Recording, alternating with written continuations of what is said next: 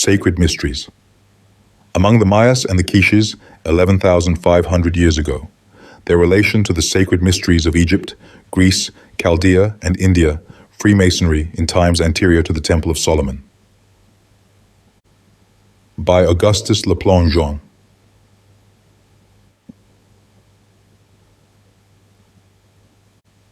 Preface. The forests of Yucatan and Central America are today, for the majority of the people of the United States, even those who call themselves scientific and well-informed, as much a terra incognita as America was to the inhabitants of Europe before its discovery by Cristobal Colon in 1498, when for the first time he came in sight of the northern coast of South America and navigated along it from the mouth of the river Orinoco to Porto Cabello, in the Golfo Triste. A few, having perused the books of J.L. Stevens, Norman, and other tourists who have hurriedly visited the ruins of the ancient cities that lie hidden in the depths of those forests, have a vague idea that there exist the remains of stone houses built some time or other before the discovery, aver authoritatively that their builders were but little removed from the state of savagism, and that none of their handwork is worth the attention of the students of our age. Their civilization, they confidently say, was at best very crude. They were ignorant of the art of writing, and the scanty records of their history chronicled on deer skins in pictorial representations are well nigh unintelligible. They had no sciences, no mental culture or intellectual development. They were, in fact, a race whose intelligence was for the most part of lower order. From what they did, nothing is to be learned that has any direct bearing on the progress of civilization. In no wise can they be compared with the Egyptians or the Chaldees, much less with the Greeks or Romans. It is not, therefore, worth our while to spend time and money in researches among the ruins of their cities. It is to Greece, it is to Egypt, to Chaldea, that Americans must go in order to make new discoveries. In those countries must be established schools for study of Greek or Egyptian or Chaldean archaeology, and American schools have been established at Athens and Alexandria, and expeditions sent to Syria, to the shores of the Euphrates. But the European scientists, who for many years past have explored those old fields in order to obtain relics to fill the shelves of the museums of their capitals, and turned up the soil of the Orient in search of archaeological treasures, now look to the Western continent in quest of the origin of those ancient civilizations which they have been unable to find in the countries where they once flourished. And they look with that reverence which true learning begets on those ancient American temples and palaces that are objects of contempt for some modern American scientists. Thus we see established in Paris the Société des Americanistes, whose sole object is the study of all things pertaining to ancient American civilization. That society, composed of students, spares no efforts to obtain knowledge respecting the architecture, the sciences, the arts, the language, and the civilization of the people who inhabited in remote ages the various countries of this Western continent. A premium of 25,000 francs has been offered for the discovery of an alphabet or key to the inscriptions carved on the walls of the monuments in Yucatan and Central America. Monsieur Désir Charnay has been sent to obtain molds of the sculptures and other precious relics that lie hidden and lost in the recesses of the Central American forests. Casts have been made from such squeezes as he obtained. These casts adorn the Trocadero Museum at Paris, duplicates of the same having been presented to the Smithsonian Institute at Washington by Mr. Pierre Lorillard of New York. This gentleman is the only American who has ever contributed with his wealth and influence. He has spent $25,000 in expeditions for the recovery of facts and objects that may throw light on the ancient history of America. Then again, we have in Europe the International Congress des Americanistes that convenes every 4 years in one of the capitals of Europe for the purpose of collecting all new data obtained in the interval concerning ancient American civilization. In England, at Cambridge, there is in the university a large building especially dedicated to Central American archaeology. There are to be seen, as I am informed by General Sir Henry Lefroy, the casts and photographs obtained by Mr. Maudsley, a wealthy gentleman who has devoted his time and wealth to the work of obtaining facsimiles in plaster and photographs of the ancient monuments of Honduras and Guatemala. But what have we in New York, in the United States, in fact, to offer to students of American archaeology? True, Mr. George Peabody, among his many benefactions, left a sum of money for the foundation of a museum to be specially dedicated to the collection of objects pertaining to American archaeology. Such museum exists at the University of Cambridge, Massachusetts. It bears his name. Does it contain anything that may throw light on the history of the ancient inhabitants of this Western continent? I once wrote to an influential gentleman connected with the university, asking him to propose to the trustees the purchase of a copy of my collections of casts and mural paintings. His answer, dated July 23, 1885, was, "I will send your letter to one of the trustees, enjoining him to accept its offer, but I fear they will treat that proposal as they have so many others and say no. The collection of tracings they ought to secure. The time has come when such things should be got at any cost. We shall soon be, as they are in India, hunting everywhere for things which were easily to be had a few years ago." My correspondent has visited the ruined cities of Yucatan. He knows the value of my collections. I have done all in my power to call the attention of American scientists, of the men of leisure and money, to the fact that in New York, perfect facsimiles of the palaces and temples of the Mayas could be erected in Central Park, both as ornament to the place and object of study for the lovers of American archaeology who may not have the means, nor the time, nor the desire to run the risk of submitting to the privations and hardships that those who wish to visit the ruined cities must inevitably encounter. But alas, all in vain. 3 years ago, I had casts made from some of the stereotyped molds made by me of the sculptures at Uxmal and offered them for exhibition in the Metropolitan Museum of Art in Central Park. They have been placed in the cellar out of the way for want of space against the wall. The public has never seen them. I once remonstrated with one of the trustees and proposed to sell to the museum a copy of the collection of fresco paintings from Chichen Itza, last remnants of ancient American art. The answer of the gentleman was no, those things are not appreciated, they are looked upon as of no value. Nevertheless, some of the illustrations in this book are photographs of the same despised casts and mural paintings. During the last lecturing season, I offered to several literary, scientific, and historical societies to give lectures illustrated with views made by us of the monuments and enlarged with the stereopticon. In every instance, I received the same answer. Our people are not interested in such a subject. What? Americans not interested in American antiquities, in ancient American history, in ancient American civilization, desiring to make the subject known before the lecture season was over, en désespoir de cause. I asked Dr. John Stoughton Newberry of the School of Mines at Columbia College if he could give me a chance to present the subject before the members of the New York Academy of Science. I had no hope of a favorable answer, but to my great surprise, Professor Newberry received my offer enthusiastically. Mrs. LePlongeon lectured on the monuments of Yucatan on the 2nd of March last at Columbia College. Let the ladies and gentlemen who were present say if the facts and views presented to them were of sufficient interest to command their attention. A lady, Mrs. Frances B. Arnold, residing at 21 West 12th Street, New York, was so pleased that she asked Mrs. LePlongeon to lecture at her own house to a select party of friends. Let again the ladies and gentlemen who were present at Mrs. Arnold's house say if there is nothing worth seeing and studying in the remains of ancient American civilization. Let Mrs. Arnold and Dr. Newberry accept our heartfelt thanks for affording us an opportunity of presenting ancient America to a few appreciative minds, if no more. Mrs. LePlongeon and I have written 2 works on Yucatan. One is Monuments of Mayaks and Their Historical Teachings. The other, Yucatan, Its Ancient Palaces and Modern Cities, Life and Customs of the Aborigines.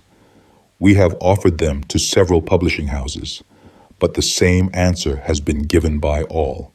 There is no money in the publication of such books.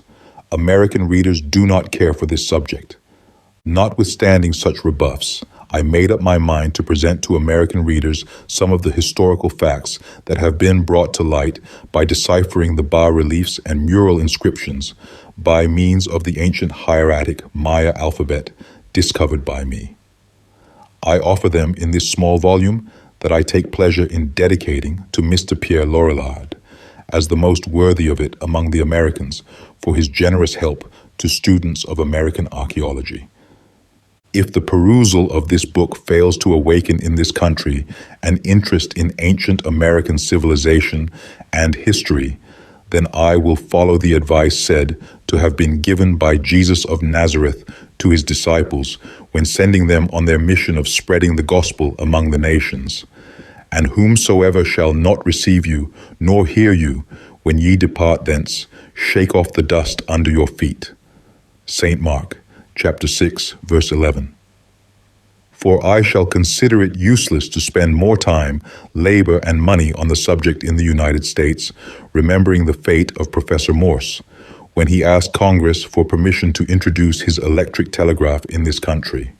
In this small book, which 2 of the most prominent firms in New York have positively refused to publish, believing it to be a bad speculation, I present only such facts as can be proved by the works of well-known writers, ancient and modern, and by the inscriptions carved on stone by the Maya, learned men and historians.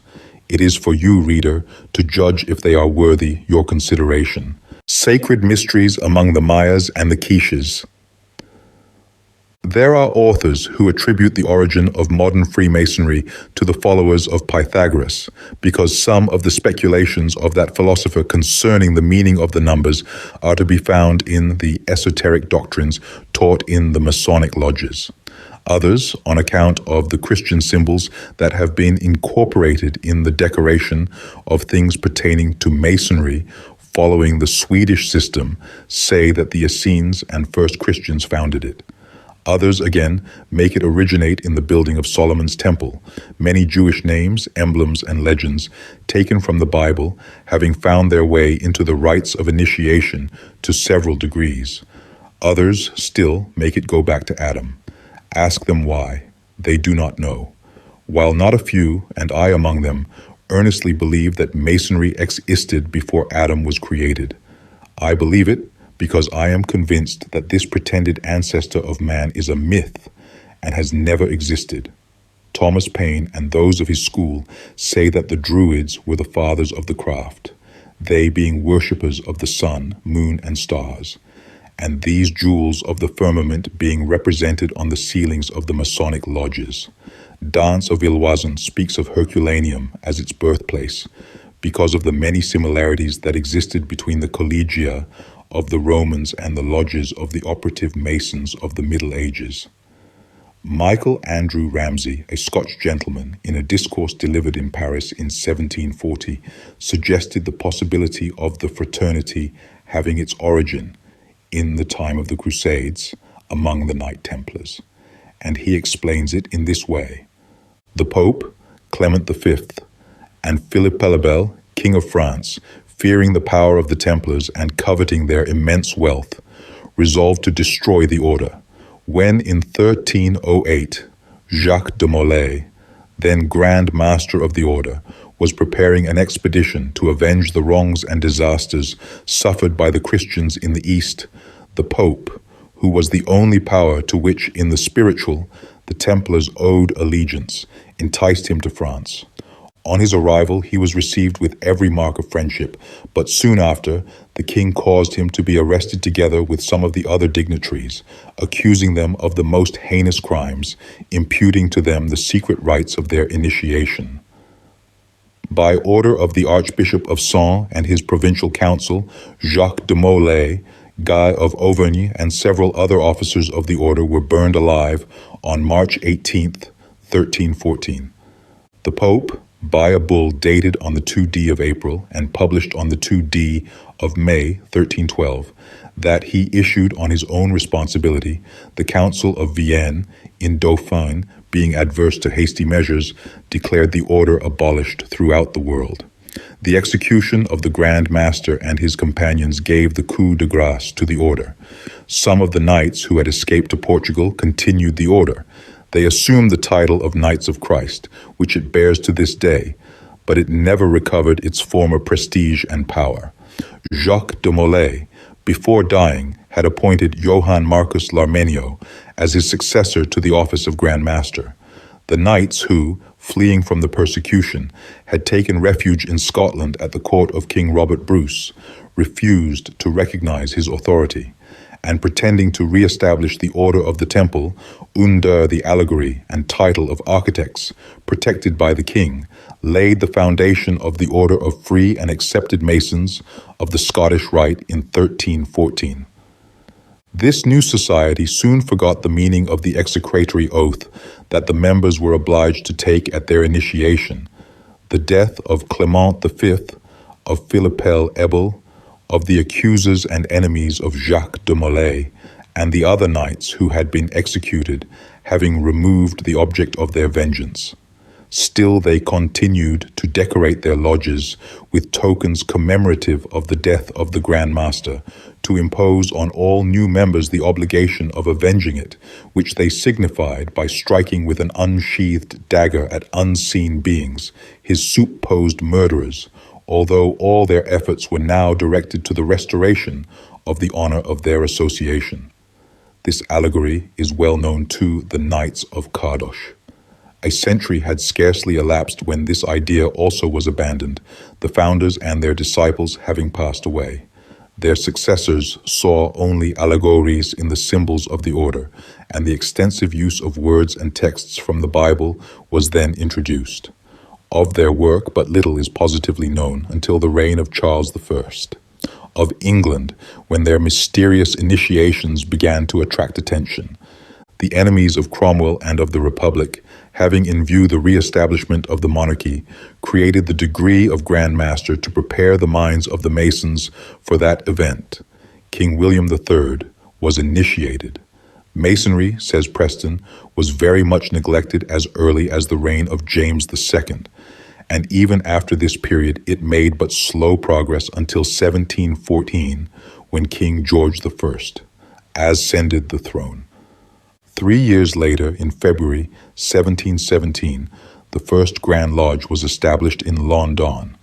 A committee from the 4 lodges then existing in that city met at the tavern of the Apple Tree and nominated Anthony Sayer, who was elected Grand Master on the 24th of the following June, day of St. John the Baptist, that for this reason was selected as patron of the order. This origin of the craft is credited by many of the best authorities on the subject. They found their opinion on the fact that many of the ceremonies practiced by the architects are still observed among the Masons, and that the Grand Lodge preserved, with the spirit of the ancient brotherhood, its fundamental laws. There are others, however, who likewise claim to be well informed, that pretend it did not originate in any order of chivalry, but in the building fraternities of the Middle Ages. Be the origin what it may, the fact is that after the establishment of the Grand Lodge at Apple Tree Tavern, Masonry spread over Europe at a rapid rate, notwithstanding the bitter opposition of the Church of Rome that fulminated against it its most terrible anathemas as early as 1738, at the instigation of the Inquisition. Pope Clement XII, on the 28th of April of that year, caused a prohibitory bull to be issued against Freemasonry, entitled In Eminenti, in which he excommunicated all Masons, and the Cardinal Vicar of Rome, by edict in the name of the High Priest of the God of Peace and Mercy, decreed the penalty of death against them in 1739. And on May 18th, 1751, Pope Benoit XIV renewed the bull of Clement XII by another beginning with these words, Providas Romanorum Pontificum. The order was introduced in France in 1725, and on the 14th of September, 1732, all Masonic associations were prohibited by a decree of the Chamber of Police of the Châtelet of Paris. In 1727, Lord Coleraine founded a lodge in Gibraltar, and in the succeeding year in Madrid, the capital of Spain, the stronghold of the Inquisition. But in 1740, in consequence of the bull of Clement XII, King Philip V of Spain promulgated an ordinance against the Masons in his kingdom, many of whom were arrested and sent to the galleys. The inquisitors took advantage of the opportunity to persecute the members of a lodge they discovered in Madrid. They caused them to be loaded with chains, to be obliged to row in the galleys without other retribution than scanty rations of victuals of the poorest quality, but an abundant supply of bastinade. Fernando VI renewed the ordinance on July 2nd, 1751, making Masonry high treason. The Brotherhood made its appearance in Ireland in 1730. It is not positively known if it existed in the country before that time. In 1732, it crossed the Atlantic and was imported in America. In that year, a lodge was held in Tun Tavern in Philadelphia, the B having previously met in Boston, which may be regarded as the birthplace of American Freemasonry. Henry Price was the first provincial Grand Master appointed by the Grand Lodge of England on April 30th, 1733. The same year witnessed its establishment in various cities of Italy. In 1735, the Grand Duke Francis of Lorraine was initiated. He protected the Masons, and the craft flourished in Italy until 1737, when Juan Gaston of Medicis, Grand Duke of Tuscany, issued a decree of prohibition against it soon after his death, which occurred the same year. The lodges, which had been closed, were reopened. It was not long, however, before they were denounced to the Pope Clement XII, who issued his bull of 28th of April, 1738, and sent an inquisitor to Florence who caused various members of the society to be cast into dungeons. They were set at liberty as soon as Francis of Lorraine became Grand Duke of Tuscany. He not only protected the Masons, but founded lodges in Florence and other places in his estates. In 1735, a lodge was established in Lisbon, the capital of Portugal. It will be remembered that some of the Knight Templars, under the title of Knights of Christ, had kept alive the ancient order in that country in defiance of the Pope's thunderbolts. Among the Masons initiated in England were a great many Germans as early as 1730. These seem to have met occasionally in traveling in Germany, or to have corresponded with each other, but no lodge is known to have existed previous to the year 1737, when one without name was established in Hamburg, although Grand Master Lord Strathmore had authorized in 1733 11 gentlemen and brothers to open one. In 1740, B. Putman of the Hamburg Lodge received a patent of provincial Grand Master from England, and the lodge assumed the title of Absalom. King Frederick II, denominated the Great, whilst still Crown Prince, had been initiated, and from the time of his initiation took great interest in the welfare of the Brotherhood.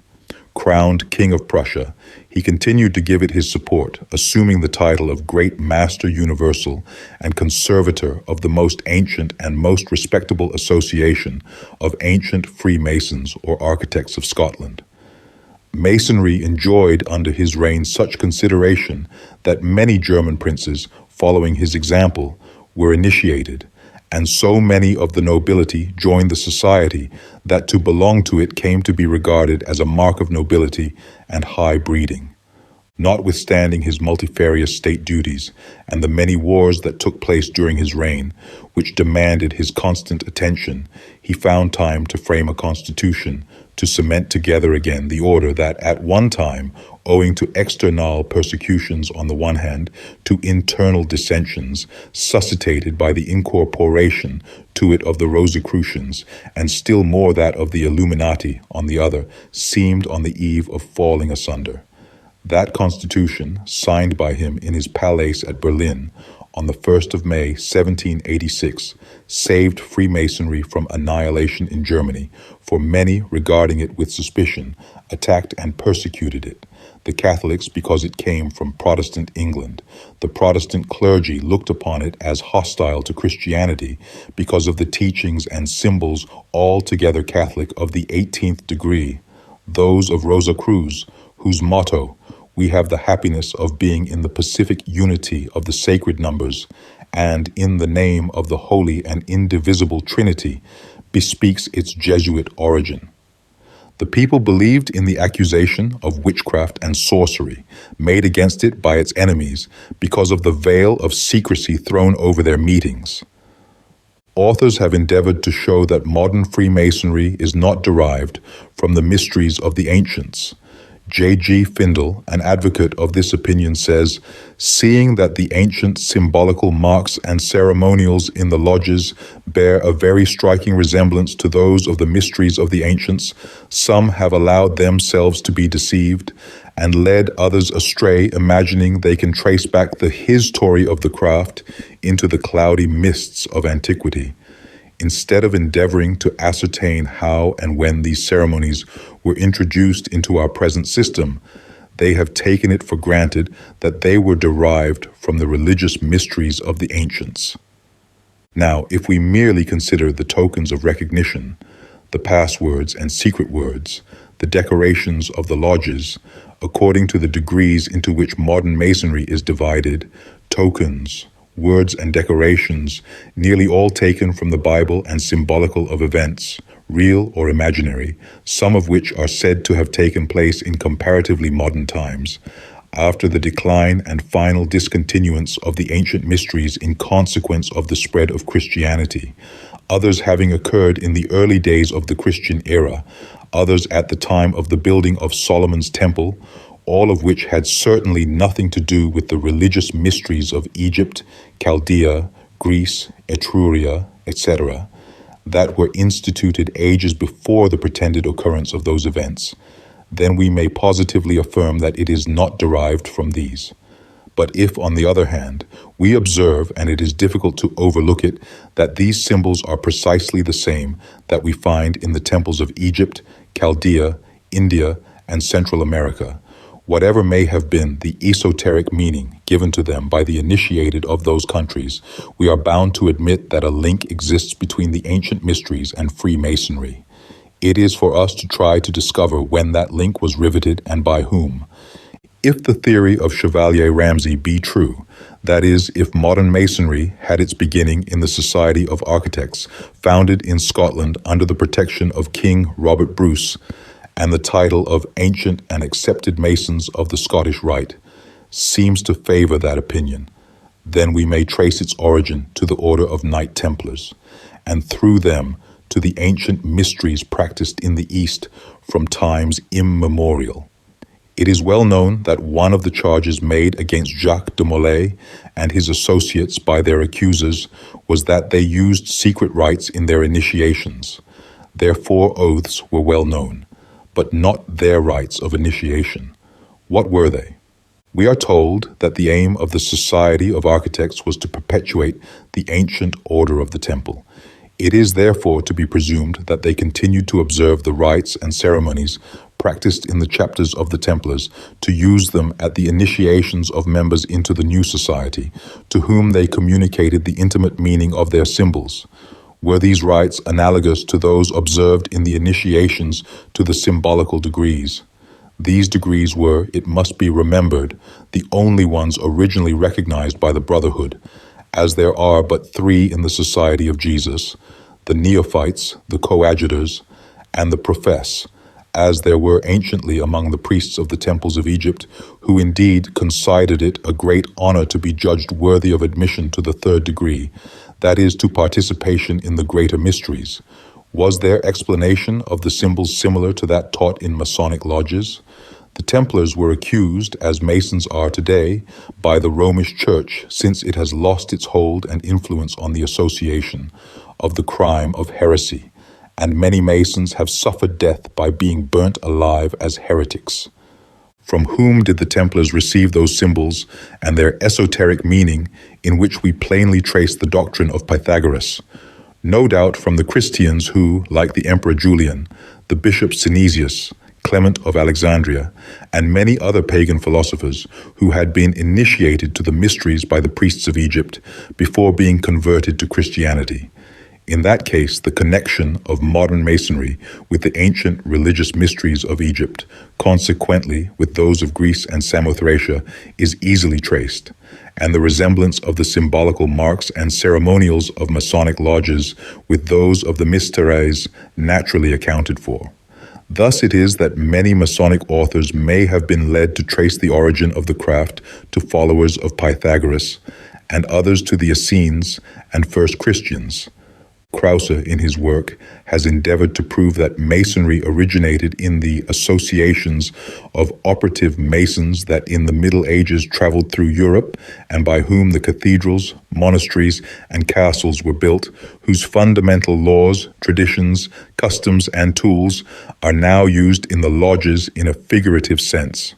These associations may have sprung from the building corporations of the Romans. If so, we have a connecting link between the lodges of the Middle Ages and the mysteries of the ancients. The initiates of the architectural collegia of the Romans did not call themselves brothers.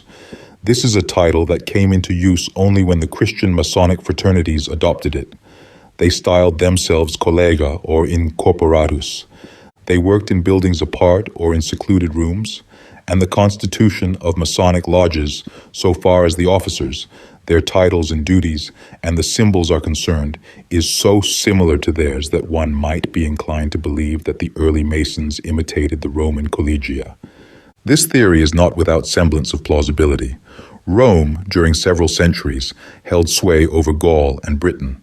Roman colonists settled in various parts of those countries. With their language and customs, they imported many of their institutions and associations. That of the builders or collegia, as is manifest from the remains still existing of the magnificent roads and edifices of various kinds constructed by them. The college held their lodges wherever they established themselves, no doubt initiated new members. In the course of time, when those countries freed themselves from the yoke of Rome, these societies of builders became the associations of the itinerant operative Masons, which inherited the symbols, tokens, and passwords of the college. These, in all probability, had received them either from the Chaldean magicians who flocked to Rome at the beginning of the Christian era, when the progress of philosophical incredulity had shaken the confidence in legal divination, or from some of the priests of inferior order, all initiated to part of the lesser mysteries that, when the sacerdotal class, having lost in majesty, power, and wealth, in order to preserve whole its numerous hierarchy, repaired to the capital of the world to escape misery by levying contributions on the credulity and superstition of the people. The Christian Church, on the one hand, the Roman emperors on the other, fearing the influence of those magicians and priests, persecuted them even to death. These learned and wise men formed secret societies to preserve and transmit their knowledge. These societies lasted during the Middle Ages, the Rosicrucians, the Thurgists among them. Leibniz, one of the greatest men of science that ever lived, who died in Hanover in 1716, at the age of 70 years, became a member of one of these societies, and there received an instruction he had vainly sought elsewhere. Were their mysterious meetings remnants of the ancient learned initiations? Everything tends to make us suspect it. The trials and examinations to which those who applied for initiation were obliged to submit, the nature of the secrets they possessed, the manner in which they were preserved. In these again may be found an explanation of why so many of the Pythagorean doctrines made their way into Masonry. Of the ceremonies performed at the initiation into the mysteries of Egypt, we know but little at present, for the initiated were very careful to conceal these sacred rites. Herodotus tells that if any person divulged any part of them, he was thought to have called down divine judgment upon his head, and it was accounted unsafe to abide in the same house with him. He was even apprehended as a public offender and put to death. Still, on reading the visions in the Book of Enoch and comparing them with what we know of the trials to which were subjected the applicants for initiation into the greater mysteries of Eleusis and Egypt and those of Xibalba, one can scarcely refrain from believing that, under the title of Visions, the author relates his experience at the initiation and what he learned in the mysteries before being converted to Christianity.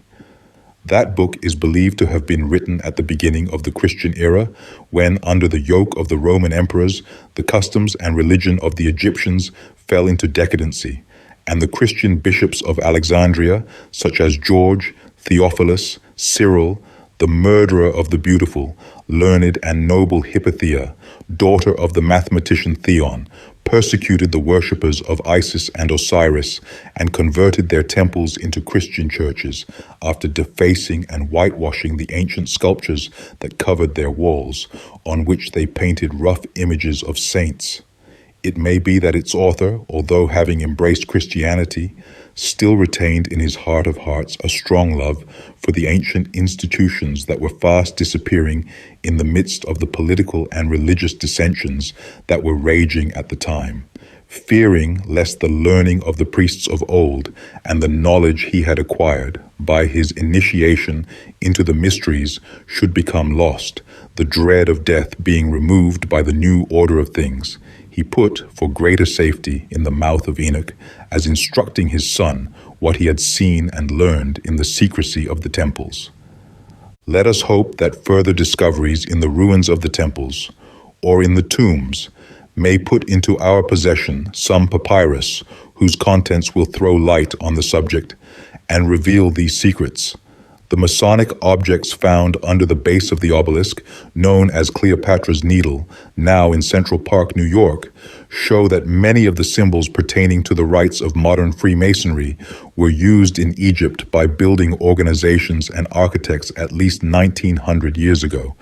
And although I do not agree with all the conclusions of Dr. Fanton, notwithstanding they are approved by some of the high Masons at Cairo and Alexandria, I am ready to recognize many of the emblems and admit that they belonged to the mysteries, if their meaning anciently was not quite the same as we give them today.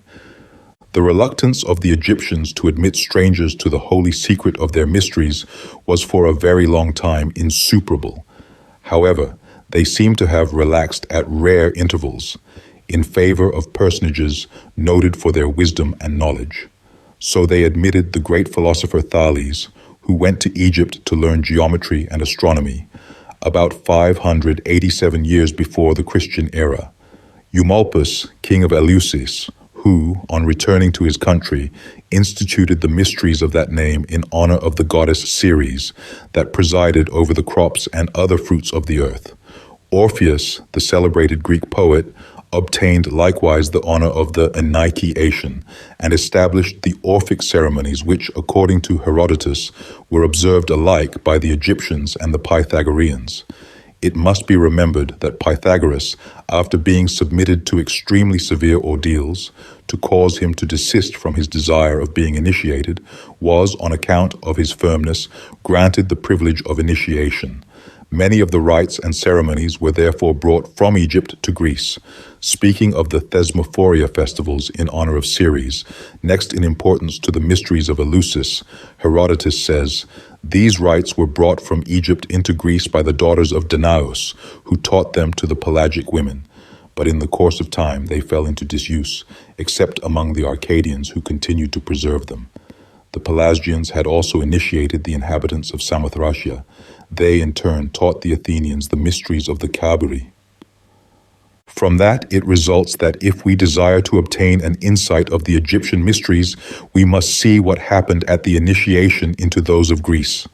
No one could be admitted to the greater unless they had been purified at the lesser, and 1 year at least had elapsed since they had become maestai, or initiated. The initiation to the greater mysteries, when the maestai took the degree of ephoroi, that is, inspector, by being instructed in the secret rites, except a few reserved for the priests alone, was as follows. The candidate, being crowned with myrtle, which was used instead of the acacia, was admitted by night into an immense building called the Mystikos Sekos, that is, the mystical enclosure. At their entrance they purified themselves by washing their hands in holy water, being at the same time admonished to present themselves with minds pure and undefiled, without which external cleanliness of the body would by no means be accepted. After this, the holy mysteries were read to them from a book called Patroma, because the book consisted of 2 stones fitly cemented together. I have discovered such stones last year in the mausoleum of High Pontiff Kai, in the city of Chichen Itza in Yucatan. The priest who conducted the ceremonies was called Hierophantes. He proposed certain questions to which answers were returned in a set form.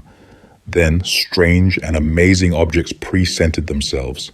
Sometimes the place they were in seemed to shake as if an earthquake was occurring, or whirl round and round as if carried away in a tornado. Sometimes it appeared bathed in bright and resplendent light, and flames seemed to issue from the walls, threatening to consume the temple. And all of a sudden they were extinguished by invisible hands, and the most profound obscurity succeeded to the dazzling radiance. Flashes of lightning at intervals broke forth with extreme brilliancy, only to make the darkness more dark, when peal after peal of thunder caused the building to shake to its very foundations. These were succeeded by loud cries for help and laments of persons in great agony, soon to be replaced by the most frightful noises and bellowings, and terrible apparitions. The nerves of the applicants were tried to the utmost, and required to be strung by the most indomitable will and moral as well as physical courage, to enable them to withstand to the last such awful trials. All the faint-hearted were invariably rejected and refused admission to the next degree, the apopteia, or inspection. Powerful narcotic drugs were administered to the timorous that plunged them into a death-like sleep, from which they emerged with but confused recollections, if not entire forgetfulness, of the terrible scenes they had witnessed and which they believed to be produced by some frightful dream or dreadful nightmare. I will now quote from the book of Enoch, chapter 14, verse 12. I saw a spacious habitation built with stones of crystal. The roof had the appearance of agitating stars and flashes of lightning. Flames burnt around its walls. Its portals blazed with fire. This dwelling was hot as fire, cold as ice. Chapter 17, verse 1. They raised me up into a certain place where there was the appearance of burning fire, and when they pleased, they assumed the likeness of men. Verse 3. And I beheld the receptacles of light and of thunder at the extremities of the place. There was a bow of fire and arrows in their quiver, a sword of fire, and every species of lightning. Chap 21, verse 4. Then I passed to another terrific place, verse 5, where I beheld the operation of a great fire, blazing and glittering, in the midst of which there was a division. Columns of fire struggled together to the end of the abyss, and deep was their descent. Verse 6. This was the place of suffering. Those who resisted to the last the trials of the autopsia, as the initiation was called, were then dismissed with these 3 words, kongs om panks, which, strange to say, have no meaning in the Greek language. Captain Wilford, in his essay on Egypt, says they correspond to the words kansha om pansha, which the Brahmins pronounce every day to announce to the devotees that the religious ceremonies are over. They have been translated retire, O retire, profane, corresponding to the ita missa est of the Catholic Church. These words are not Sanskrit, but Maya. Connex omen panics, go stranger, scatter are vocables of the language of the ancient inhabitants of Yucatan, still spoken by their descendants, the aborigines of that country. They were probably used by the priests of the temples, whose sumptuous and awe-inspiring ruins I have studied during 14 years, to dismiss the members of their mystic societies, among which we find the same symbols that are seen even today in the temples of Egypt as in the Masonic lodges. I will endeavor to show you that the ancient sacred mysteries, the origin of Freemasonry consequently, date back from a period far more remote than the most sanguine students of its history ever imagined. I will try to trace their origin step by step to this continent which we inhabit, to America, from where Maya colonists transported their ancient religious rites and ceremonies not only to the banks of the Nile, but to those of the Euphrates and the shores of the Indian Ocean, not less than 11,500 years ago. But let us return to the mysteries of Eleusis.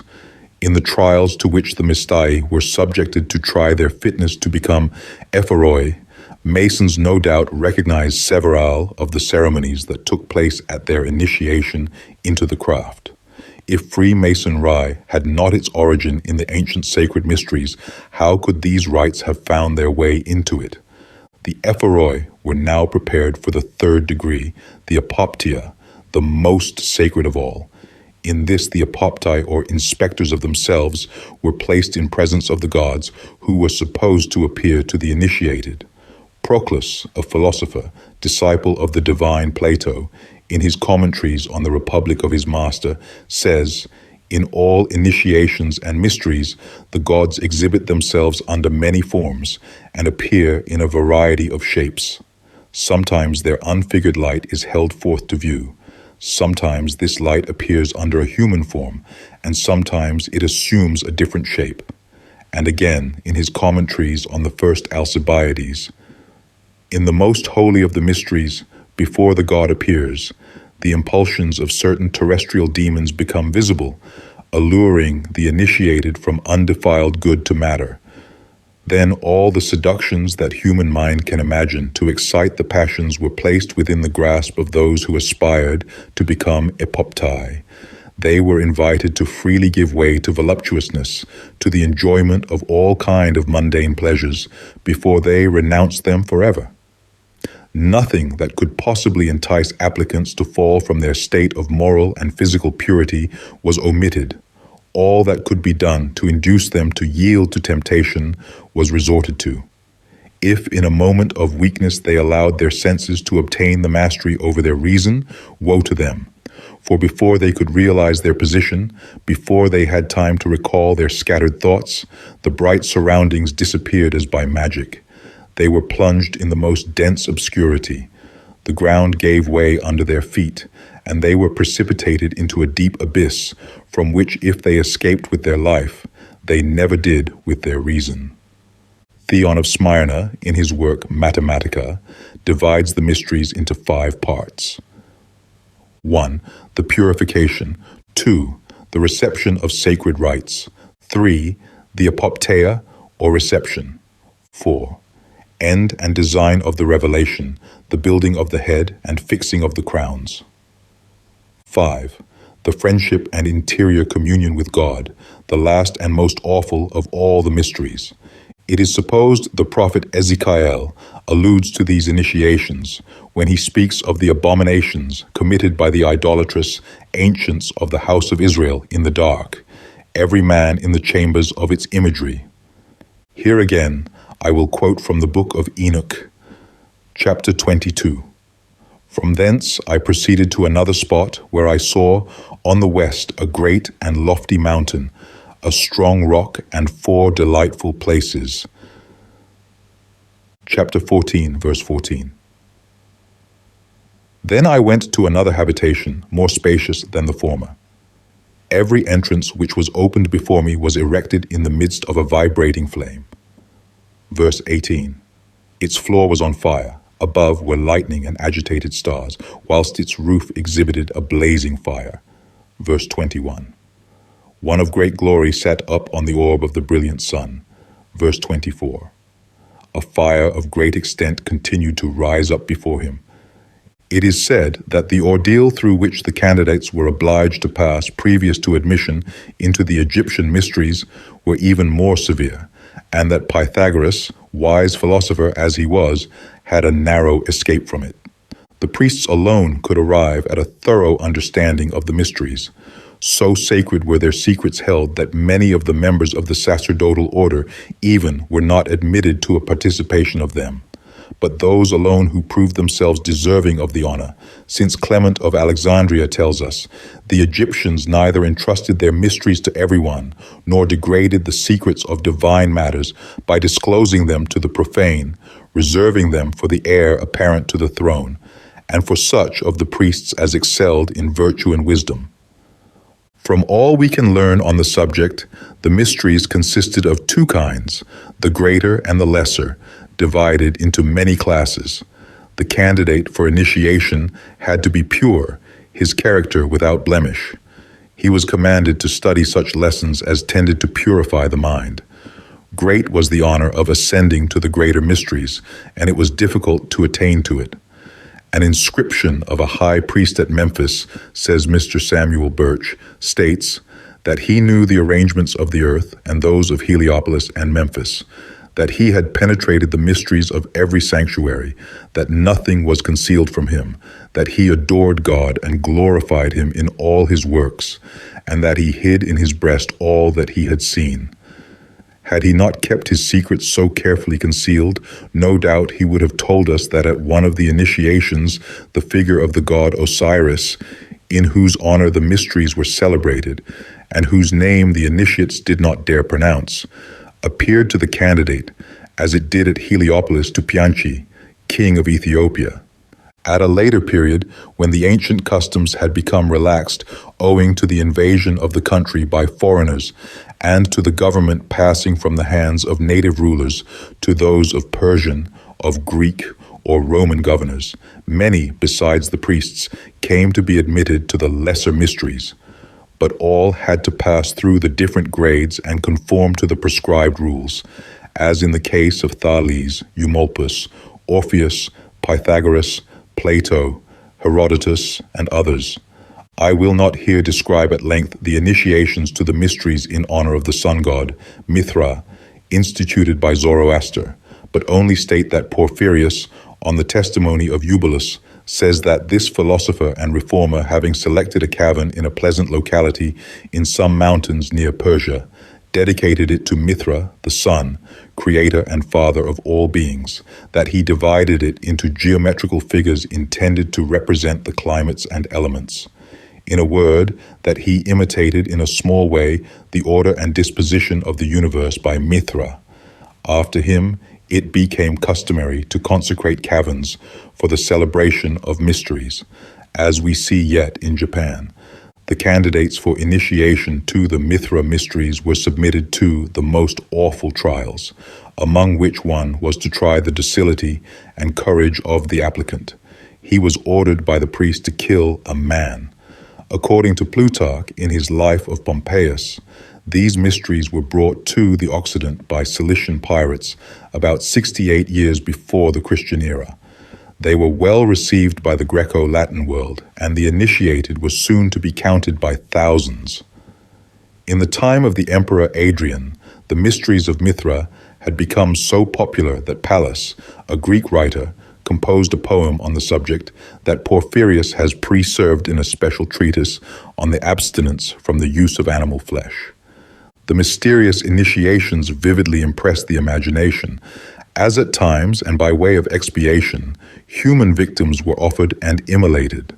The ceremonies of the priests consisted, says Origenes, in imitating the motions of the celestial bodies, those of the planets, in fact of the heavens. The initiated took the names of the constellations and dressed themselves as animals.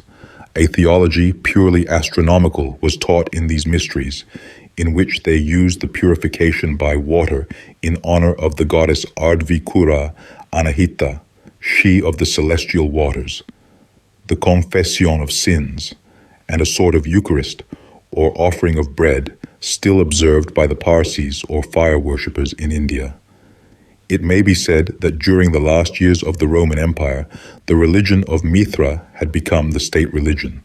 It is not, therefore, to be wondered at if it extended to the Roman provinces of Gaul and Britain, and if some of its rites have found their way into Freemasonry and are practiced to the present day, thus again relating it with very ancient sacred mysteries established by Zoroaster, the author of the Zend Avesta, at least 1,100 years before Christ, although Hermippus, the Greek translator of his work, places him 5,000 years before the taking of Troy.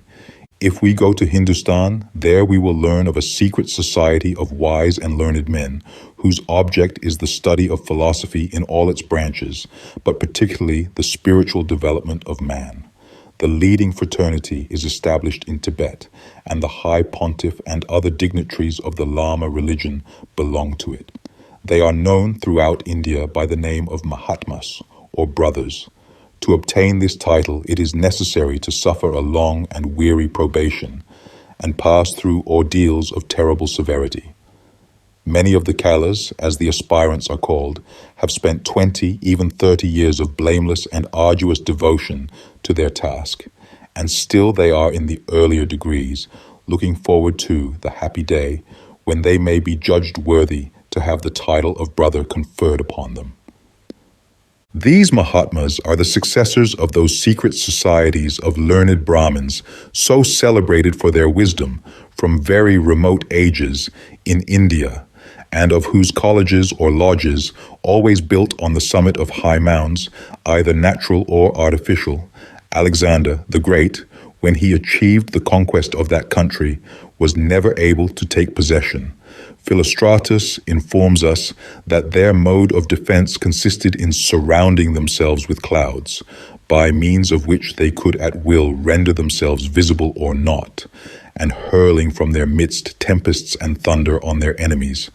Evidently, in those early times, they had discovered gunpowder or some other explosives of like nature, and made use of them to explode mines and destroy their assailants. These same Brahmins claimed to have been the teachers of the Egyptians who, according to that, would have received their civilization and scientific knowledge from them, as also did the Chaldeans. It is well known that the Magi were strangers who came to Babylon, possessors, says the prophet Daniel, not only of a special learning, but of a peculiar tongue. They formed a powerful society, into which at the beginning none but those of their own people were admitted, as their science was both exclusive and hereditary. A certain religious character was attached to the whole body.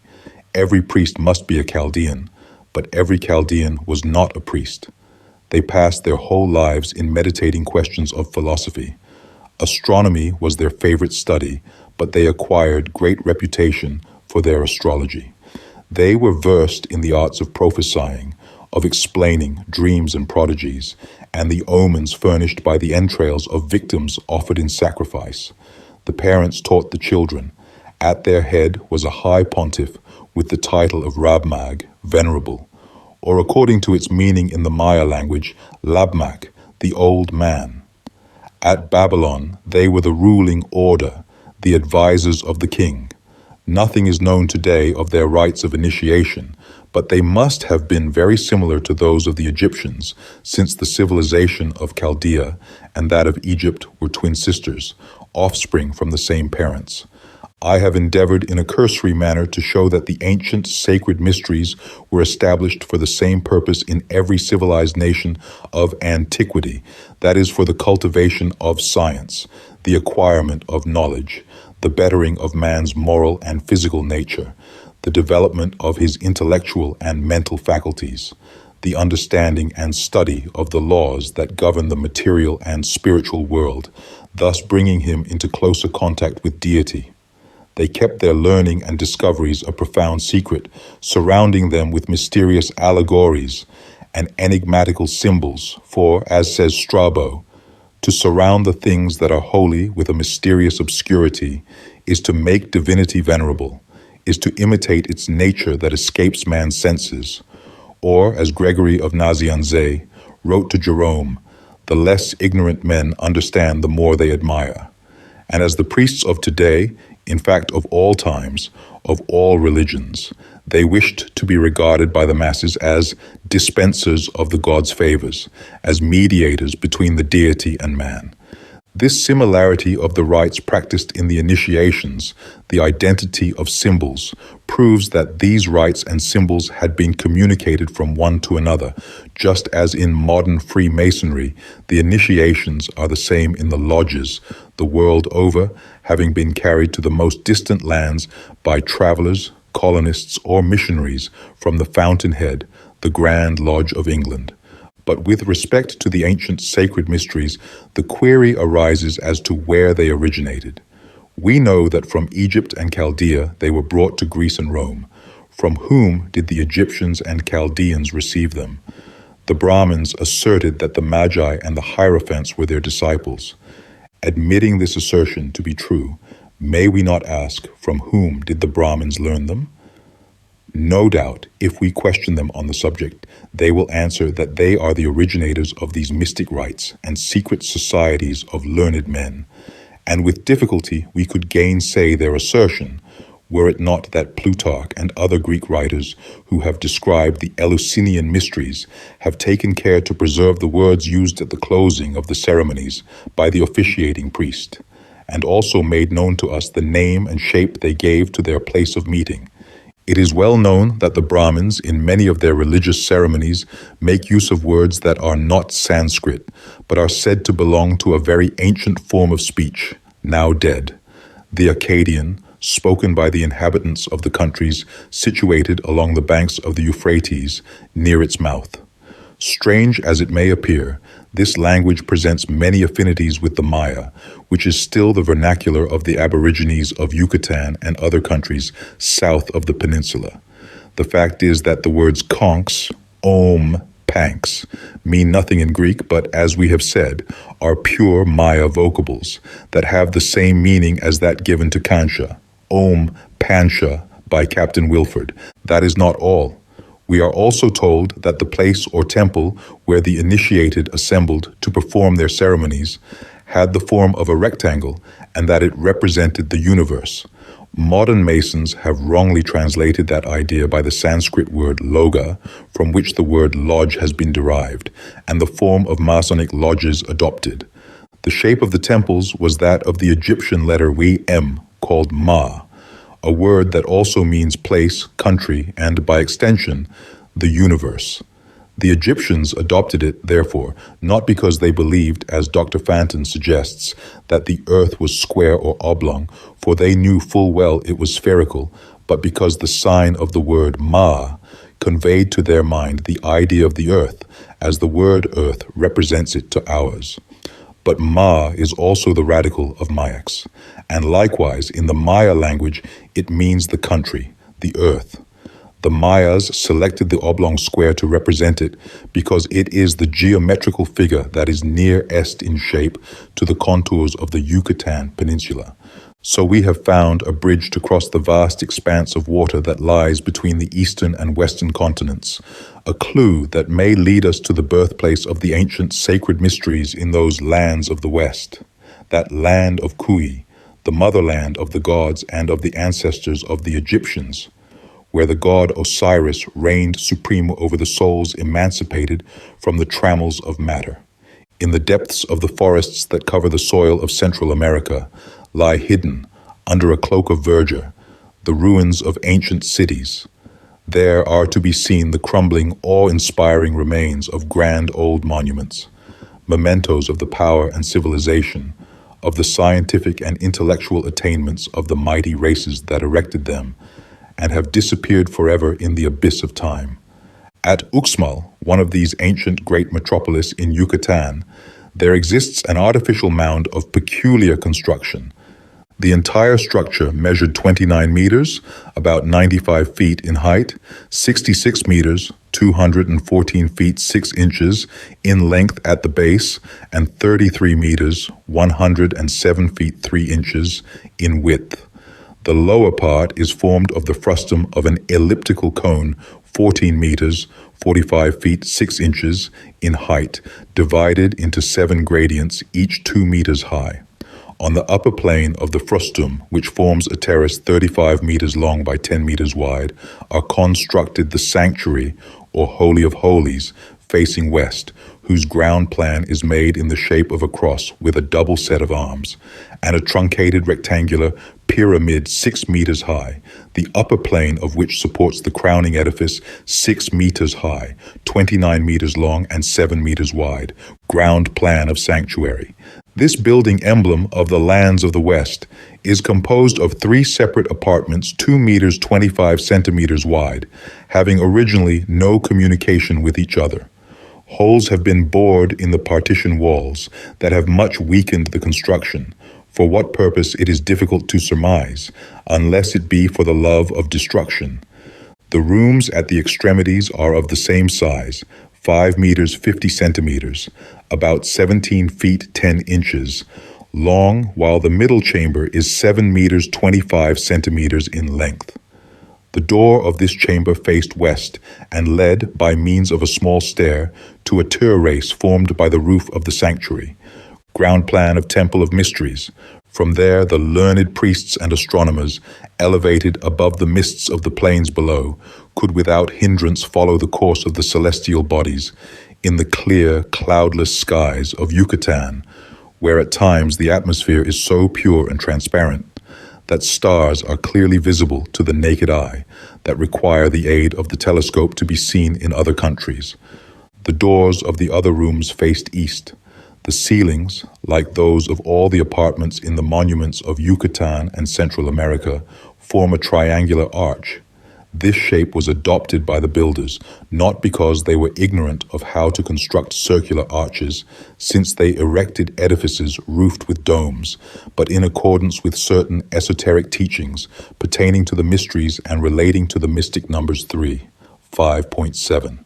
This kind of arch is also found in the ancient tombs of Chaldea, at Mugier, in the center of the Great Pyramid of Gizeh, in Egypt, in the most ancient monuments of Greece, as the treasure room at Mykenæ, in the tombs of Etruria and other places. Here again, we learn from the Book of Enoch that the subterranean building that he constructed in the land of Canaan, in the bowels of the mountain, with the help of his son Methuselah, was in imitation of the 9 vaults that were shown to him by the deity, each apartment being roofed with an arch, the apex of which formed a keystone with mirific characters inscribed on it. Each of the 9 letters, we are told, represented one of the 9 names traced in characters emblematical of the attributes of deity. Enoch then constructed 2 triangles of the purest gold and traced 2 of the mysterious characters on each. One he placed in the deepest arch, the other he entrusted to Methuselah, to whom he communicated important secrets. Thou art Bait, the soul.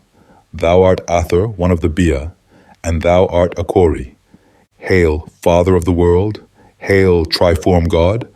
The triangular arches appear, therefore, as landmarks of one and the same doctrine, practiced in remote times in India, Egypt, Chaldea, Greece, Etruria, and Central America. In the ceilings of the rooms situated at the north and south extremities of the building are carved in peculiar and regular order, in deep intaglio, semispheres, 10 centimeters in diameter, intended to represent the stars that at night so beautify the firmament. Inside of the triangle formed at each end of said rooms by the converging lines of the arch are also several of these semispheres.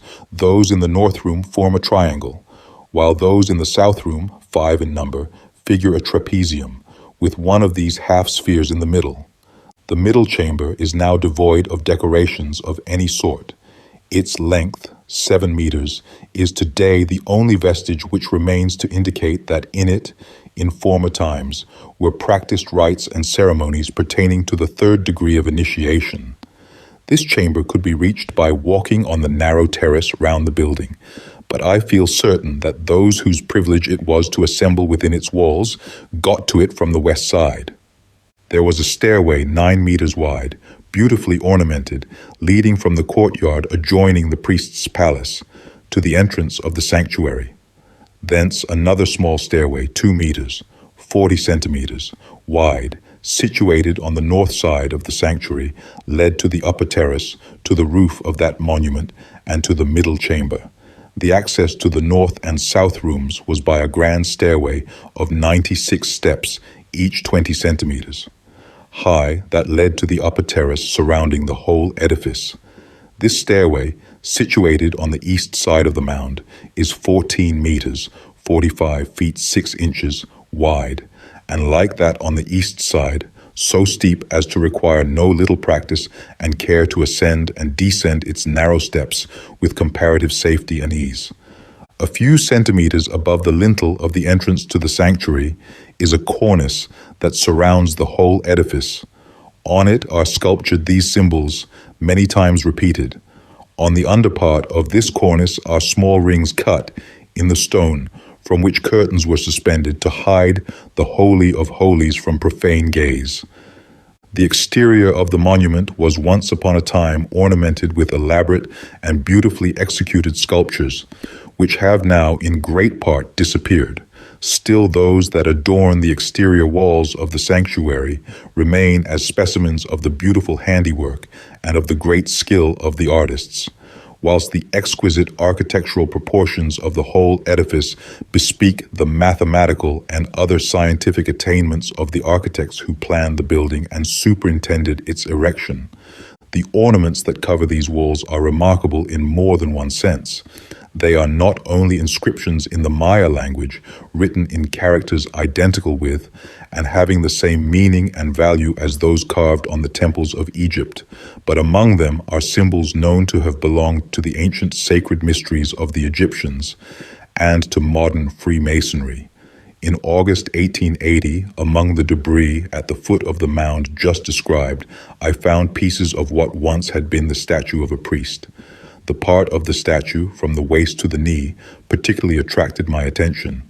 Over his dress, the personage wore an apron with an extended hand, as seen in the adjoining illustration, a symbol that will easily be recognized by members of the Masonic fraternity. We must not forget that Plato informs us that the priests of Egypt assured Solon, when he visited them 600 years before the Christian era, that all communications between their people and the inhabitants of the lands of the West had been interrupted for 9,000 years in consequence of the great cataclysms, during which in one night the large island of Atlantis disappeared, submerged under the waves of the ocean. Are we not then right if we surmise that the monuments of Mayaks existed 11,500 years ago, and that mysteries similar to those of Egypt were celebrated in them? To support that belief, we have the symbols already mentioned as existing in the chambers, the construction of the chambers themselves, the sculptures carved on the cornice that surrounds the sanctuary, representing crossbones and skeletons, with arms and hands uplifted, tokens that many of the Masons again cannot fail to recognize. Besides other emblems that I will endeavor to explain, which exist on the walls of the residence of the priests, an edifice adjoining that temple. This may be considered the oldest known edifice in the world consecrated to secret rites and ceremonies, and its builders the founders of the sacred mysteries that were transported from Mayaks to India, Chaldea, Egypt, Etruria by colonists or missionaries. What the ceremonies of initiation were among the Mayas, it is difficult to surmise at present all their books, except 4 that still exist, having been destroyed by the monks who came with the Spanish adventurers, or soon after the conquest. But they must have been similar to the rites of initiation practiced by the Quiches, a branch of the Maya nation, at Xibalba, a place in the heart of the mountains of Guatemala. We learn from the Popol Vuh, sacred book of the Quiches, that the applicants for initiation to the mysteries were made to cross 2 rivers, one of mud, the other of blood, before they reached the 4 roads that led to the place where the priests awaited them. The crossing of these rivers was full of dangers that were to be avoided. Then they had to journey along the 4 roads, the white, the red, the green, and the black, that led to where the council, composed of 12 veiled priests and a wooden statue dressed and wearing ornaments as the priests, awaited them. When in presence of the council, they were told to salute the king, and the wooden statue was pointed out to them. This was to try their discernment. Then they had to salute each individual, giving his name or title without being told. after which they were asked to sit down on a certain seat. If, forgetting the respect due to the august assembly, they sat as invited, they soon had reason to regret their want of good breeding and proper preparation, for the seat, made of stone, was burning hot. Having modestly declined the invitation, they were conducted to the dark house, where they had to pass the night and submit to the second trial. Guards were placed all round to prevent the candidates from holding intercourse with the outer world. Then a lighted torch of pine wood and a cigar were given to each. These were not to be extinguished. Still they had to be returned whole at sunrise when the officer in charge of the house came to demand them. Woe to him who allowed his torch and cigar to get consumed. Terrible chastisements, death even, awaited him. Having passed through this second trial successfully, the third was to be suffered in the House of Spears. There they had to produce 4 pots of certain rare flowers without communicating with anyone outside or bringing them at the time of their coming, and had also to defend themselves during a whole night against the attacks of the best spearmen, selected for the purpose, 1 for each candidate. Coming out victorious at dawn, they were judged worthy of the 4th trial. This consisted in being shut for a whole night in the ice house, where the cold was intense. They had to prevent themselves from being overcome by the cold and frozen to death. The 5th ordeal was not less terrible. It consisted in passing a night in company with wild tigers in the tiger house, exposed to be torn to pieces or devoured alive by the ferocious animals. Emerging safe from the den, they had to submit to their 6th trial in the fiery house. This was a burning furnace where they had to remain from sunset to sunrise. Coming out unscorched, they were ready for the 7th trial, said to be the most severe of all, in the House of the Bats. The sacred book tells us it was the house of Camazotz, the god of the bats, full of death-dealing weapons, where the god himself, coming from on high, appeared to the candidates and beheaded them, if off their guard. Do not these initiations vividly recall to mind what Enoch said he saw in his visions? That blazing house of crystal, burning hot and icy cold, that place where were the bow of fire, the quiver of arrows, the sword of fire, that other where he had to cross the babbling stream, and the river of fire, and those extremities of the earth full of all kinds of huge beasts and birds, or the habitation where appeared one of great glory, sitting upon the orb of the sun. And lastly, does not the tamarind tree in the midst of the earth, that he was told was the tree of knowledge, find its simile in the calabash tree, in the middle of the road where those of Xibalba placed the head of Hunhun Achpu after sacrificing him for having failed to support the first trial of the initiation? Even the title Hakmak, the true, the very man, of the high priest in Mayax, that we see over the bust of High Pontiff, Prince Kai Kanchi, son of King Khan at Uxmal, recalls that of the chief of the Magi at Babylon. These were the awful ordeals that the candidates for initiation into the sacred mysteries had to pass through in Xibalba. Do they not seem an exact counterpart of what happened, in a milder form, at the initiation into the Eleusinian mysteries, and also the greater mysteries of Egypt, from which these were copied?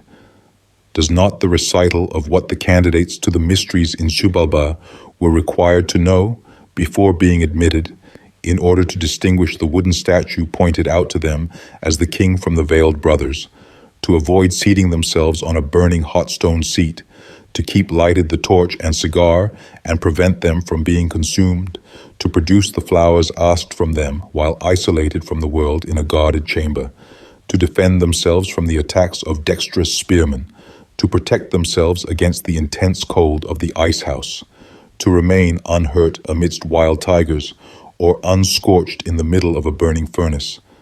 Recall to mind the wonderful similar feats said to be performed by the Mahatmas, the brothers in India, and of several of the passages of the Book of Daniel, who had been initiated to the mysteries of the Chaldeans, or Magi, which, according to Eubolus, were divided into 3 classes or genera, the highest being the most learned.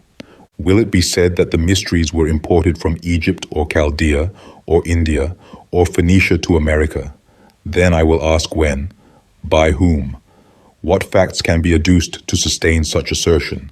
Why should the words with which the priest at the conclusion of the ceremonies in the Eleusinian mysteries and the Brahmins at the end of their religious ceremonies dismiss the assistants be Maya instead of Greek or Sanskrit words? Is it not probable that the dismissal continued to be uttered in the language of those who first instituted and taught the ceremonies and rites of the mysteries to the others? That sacred mysteries have existed in America from times immemorial, there can be no doubt. Even setting aside the proofs of their existence that we gather from the monuments of Uxmal and the description of the trials of initiation related in the sacred book of the Quiches, we find vestiges of them in various other countries of the Western continent. Garcilaso de la Vega informs us that in Peru, it was illicit for anyone not belonging to the nobility to acquire learning. There again, as in Egypt, in Chaldea, Etruria, India, Mayax, science was the privilege of the priests and kings. The sacerdotal class held the preeminence. Sacerdotal orders were conferred only upon young men who had given proofs of sufficiency for such important office, and before they could be received into the society of the amautas, or wise men, which was considered a great honor, they had to submit to very severe ordeals. The rites and ceremonies of initiation were imported in Peru by the ancestors of Manco Capachi, the founder of the Inca dynasty, who were colonists from Central America, as we learn from an unpublished MS written by a Jesuit father, Reverend Anelo Oliva, at the beginning of the year 1631 in Lima, and now in the library of the British Museum in London. The name Quichua of the general language of Peru points directly to the Quiches as the branch of the Maya nation that carried civilization to that country. If from South America we go to New Mexico, there we find the Zunis and other Pueblo Indians. Having preserved their independence by shaking off at an early period the yoke of the Spaniards, they have been little influenced, if at all, by the civilization of the Europeans, and live today as their ancestors did many centuries back, preserving with great care not only the purity of their language, which they teach their children to speak correctly, but their customs, traditions, and ancient religious rites and observances. Mr. Frank Cushing, who was commissioned by the Smithsonian Institution at Washington to make a study of their customs and manners, has been adopted by the tribe and has now become one of their most influential chiefs. Among the many interesting things discovered by him, not the least is the existence of 12 sacred orders with their priests, their initiations, their sacred rites, as carefully guarded as the secrets of the ancient sacred mysteries to which they bear great resemblance. He has been initiated into many of them, having had to submit to ordeals almost as severe as those of Xibalba, from which no doubt they are derived, having been brought among them by Maya colonists and afterward Nahuatl invaders. The Nahuatls invaded and for a long time held sway over Mexico and some of the northern portions of Central America. The aborigines of those countries at last expelled them from their territories when they scattered in all directions about the beginning of the Christian era. Some reached as far north as the Gulf of California and Arizona. The Yaqui Indians, neighbors of the Mayos, and who inhabit the countries watered by the rivers Yaqui and Mayo in Sonora, are descendants of a Nahuatl tribe, from which in all probability the adjoining nations, the inhabitants of the 7 cities of Cibola, the Zunis among them, learned many of their religious practices, and the institution of the 12 sacred orders that recall the 12 priests who presided at the initiation into the sacred mysteries at Xibalba, seeking for the origin of the institution of the sacred mysteries, of which Masonry seems to be the great-grandchild, following their vestiges from country to country. We have been brought over the vast expanse of the Blue Sea to this western continent, to these mysterious lands of the West, where the souls of all good men, the Egyptians believed, dwelt among the blessed.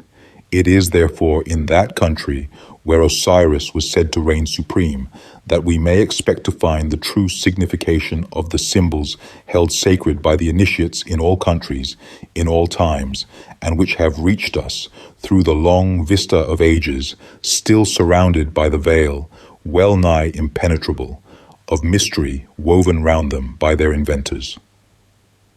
My long researches among the ruins of the ancient temples and palaces of the Mayas have been rewarded by learning at the fountainhead the esoteric meaning of some at least of the symbols, the interpretation of which has puzzled many a wise head, the origin of the mystification and symbolism of the numbers 3, 5, and 7. Whoever has read history knows that in all nations, civilized as well as uncivilized, from the remotest antiquity, the priests have claimed learning as the privilege of their caste, bestowed upon them by special favor of the ruling spirit of the universe. For this reason, they have zealously kept from the gaze of other men their intellectual treasures and surrounded them with the veil of mystery.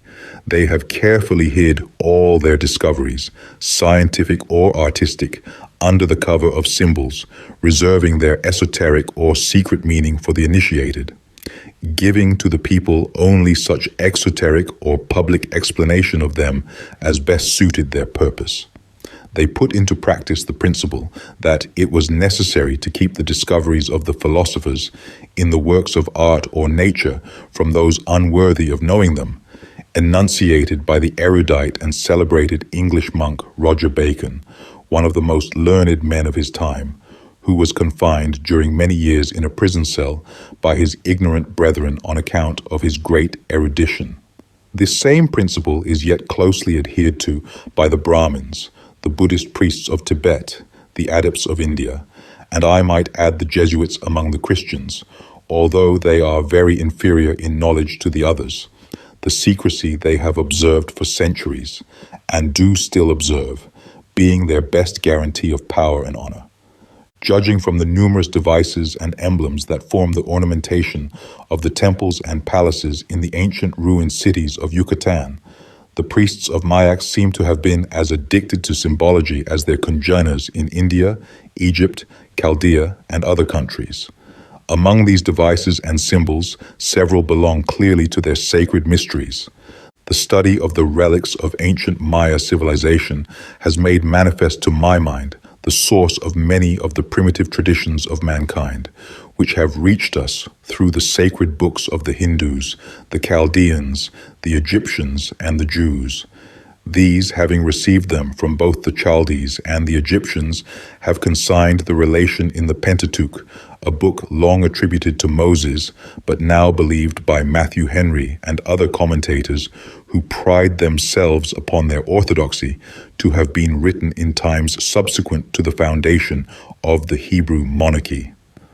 Might it not be possible that in Mayax also could be found the origin of the mystification of the numbers 3, 5, and 7, regarded as mystic by all civilized nations of antiquity all over the earth? Surely this mystification must have originated with one of these nations and been carried to the others either by colonists, missionaries, or travelers. It is not admissible or even presumable that the same idea and mysticism has been attached to these numbers by all these different peoples without being communicated from one to another. Such abstruse speculations respecting the ontological properties of numbers cannot be ascribed to the first workings of the human mind in its incipient steps toward intellectual development. In its awakening, human intellect, still unable to comprehend the causes of the natural phenomena that take place as everyday occurrences in the material existence of man, does not soar in the elevated regions of metaphysics or of philosophical and abstract theories. Do we not see, even in our midst, that men who live in ignorance ascribe the manifestations of the powers of nature to unseen, mighty beings, of whom they continually stand in awe, to whom they tribute homage and address prayers filled with the superstitious fears that these fancies of their untutored imagination inspire in them? Abstract conceptions, numerical combinations, metaphysical speculations, philosophical hypothesis are productions of highly cultivated intelligences, of minds accustomed to reason on causes and effects, to deduce things unseen from things seen. The mysticism with which these numbers have been invested, their symbolization in the sacred mysteries, must have had its origin in material causes, palpable to physical senses, the memory of which became lost in the course of ages, altered by being transported among peoples living far away from the nation that conceived the idea, by passing from mouth to mouth in the secrecy of initiations, generation after generation. The idea of a sole and omnipotent deity who created all things seems to have been the universal belief in early ages among all the nations that had reached a high degree of civilization. This was the doctrine of the Egyptian priests. They called the divine intelligence Knef and placed him above and apart from the triads. Damascus, an eclectic philosopher who taught in the schools of Athens about the year 526 of the Christian era, in his treatise on principles, says that they asserted nothing of the first principle of all things, but celebrated it as a thrice unknown darkness, transcending all intellectual perception. Proclus, Platonic philosopher, director of the school of Athens in 450 after Christ, says, "The demiurgos, or creator, is triple, and the three intellects are the three kings: he who exists, he who possesses, he who beholds." These three intellects, therefore, he supposes to be the demiurge, the same as the three kings of Plato, and as the three whom Orpheus celebrates under the names of Phanes, Uranos, and Kronos, kings of the great Saturnian continent, in the Atlantic Ocean. In Chaldea, the twin sister of Egypt, daughter of Poseidon, king of the lands beyond the sea and Libya, we find that notwithstanding the apparent polytheistic character which from the earliest times religion had assumed, it was possible for the priests and learned men, if we give credence to Pythagoras, Democritus, and other philosophers, to account by esoteric explanation for the multiplicity of their gods, resolving them into the powers of nature, thus reconciling the whole scheme with monotheism. In fact, above and apart from the personages which peopled their pantheon and were reverenced with equal respect by kings and people, they recognized a superior deity, Ra, so far removed from their first triad that they did not know how to worship it. The meaning of the name Ara seems to have been unknown to the historians. They only assert that it means God emphatically, but its origin still remains a mystery. In Egypt, they gave that name to the sun, particularly as the fount of all things, the life-giver and sustainer of all that exists on earth. LA in the Maya language means that which has existed forever, the eternal truth. So it is evident that the ancient Chaldeans recognized a supreme being, a divine essence, Ra, to which the triads were subordinate. The same conceptions about deity existed in India from the remotest antiquity. H.T. Colebrook, in his notice on the sacred books of the Hindus, says, "In the last part of the Nirukta, dedicated exclusively to the divinities, it is thrice affirmed that there are only three gods, and that these three gods designate one sole deity. The gods are three only, whose mansions are the earth, the intermediate regions and heavens. That is the fire, the air, and the sun. But Prajapati, the Lord of all creatures, is their collective God. In fact, there is but one God, the Great Soul, Mahatma. It is called the Sun, because the Sun is the soul of all beings, of all that moves, and of all that does not move. The other gods are only parts or fractions of his person." The belief in a triune God has also existed from very early ages among the Chinese philosophers. Lopi, a Chinese writer who flourished toward the 11th century of the Christian era during the Song's dynasty, explaining certain passages of the Hai Tse, says that the great term is the great unit and the great Y, that the Y has neither body or shape, that all that has body and shape was made by that which has no body or shape. Tradition recounts that the great term, or the great unit, comprehends three, that one is three and three are one. Hu Qin, who lived under the dynasty of the Hans, is the author of a Chinese dictionary called Choeven, in which he has preserved many ancient traditions. He wrote about the beginning of the Christian era, explaining the character why, he says, "In the first beginning, reason subsisted in unity. Reason made and divided heaven and earth, converted and perfected all things." And Tao Tzu, a contemporary of Confucius who wrote the Tao Te Ching, a book reputed very profound, said more than 500 years before Christ, "That reason, Tao, produced one. That one produced two, that both produced three, and that three had produced all things." All early writers who have given an account of the religion of the ancient Peruvians tell us that they worshipped a mighty unseen being who they believed had created all things, for which reason they called him Pachacamac. He, being incomprehensible, they did not represent under any shape or figure, although they raised a magnificent temple in his honor on the seacoast that rivaled in wealth and splendor those dedicated to the sun at Titicaca and Cuzco. We are also informed that he stood at the head of a trinity composed of himself, Pachacamac, Khan, and Huiracocha. In this conception of a supreme being, creator of all things, we see reflected the teachings of the Popol Vuh, sacred book of the Quiches, in which we read that all that exists is the work of Tzakol, the creator, who by his will caused the universe to spring into existence, and whose names are Bitol, the maker, Alom, the engenderer, Kaholom, he who gives being. The fact that the same doctrine of a supreme deity composed of three parts distinct from each other, yet forming one, was universally prevalent among the civilized nations of America, Asia, and the Egyptians, naturally leads to the inference that at some time or other, communications and relations more or less intimate have existed between them. They must then have imparted their traditions, metaphysical speculations, and intellectual attainments one to another. In fact, all historians agree with Philostratus and admit that commercial intercourse did exist between Egypt and India.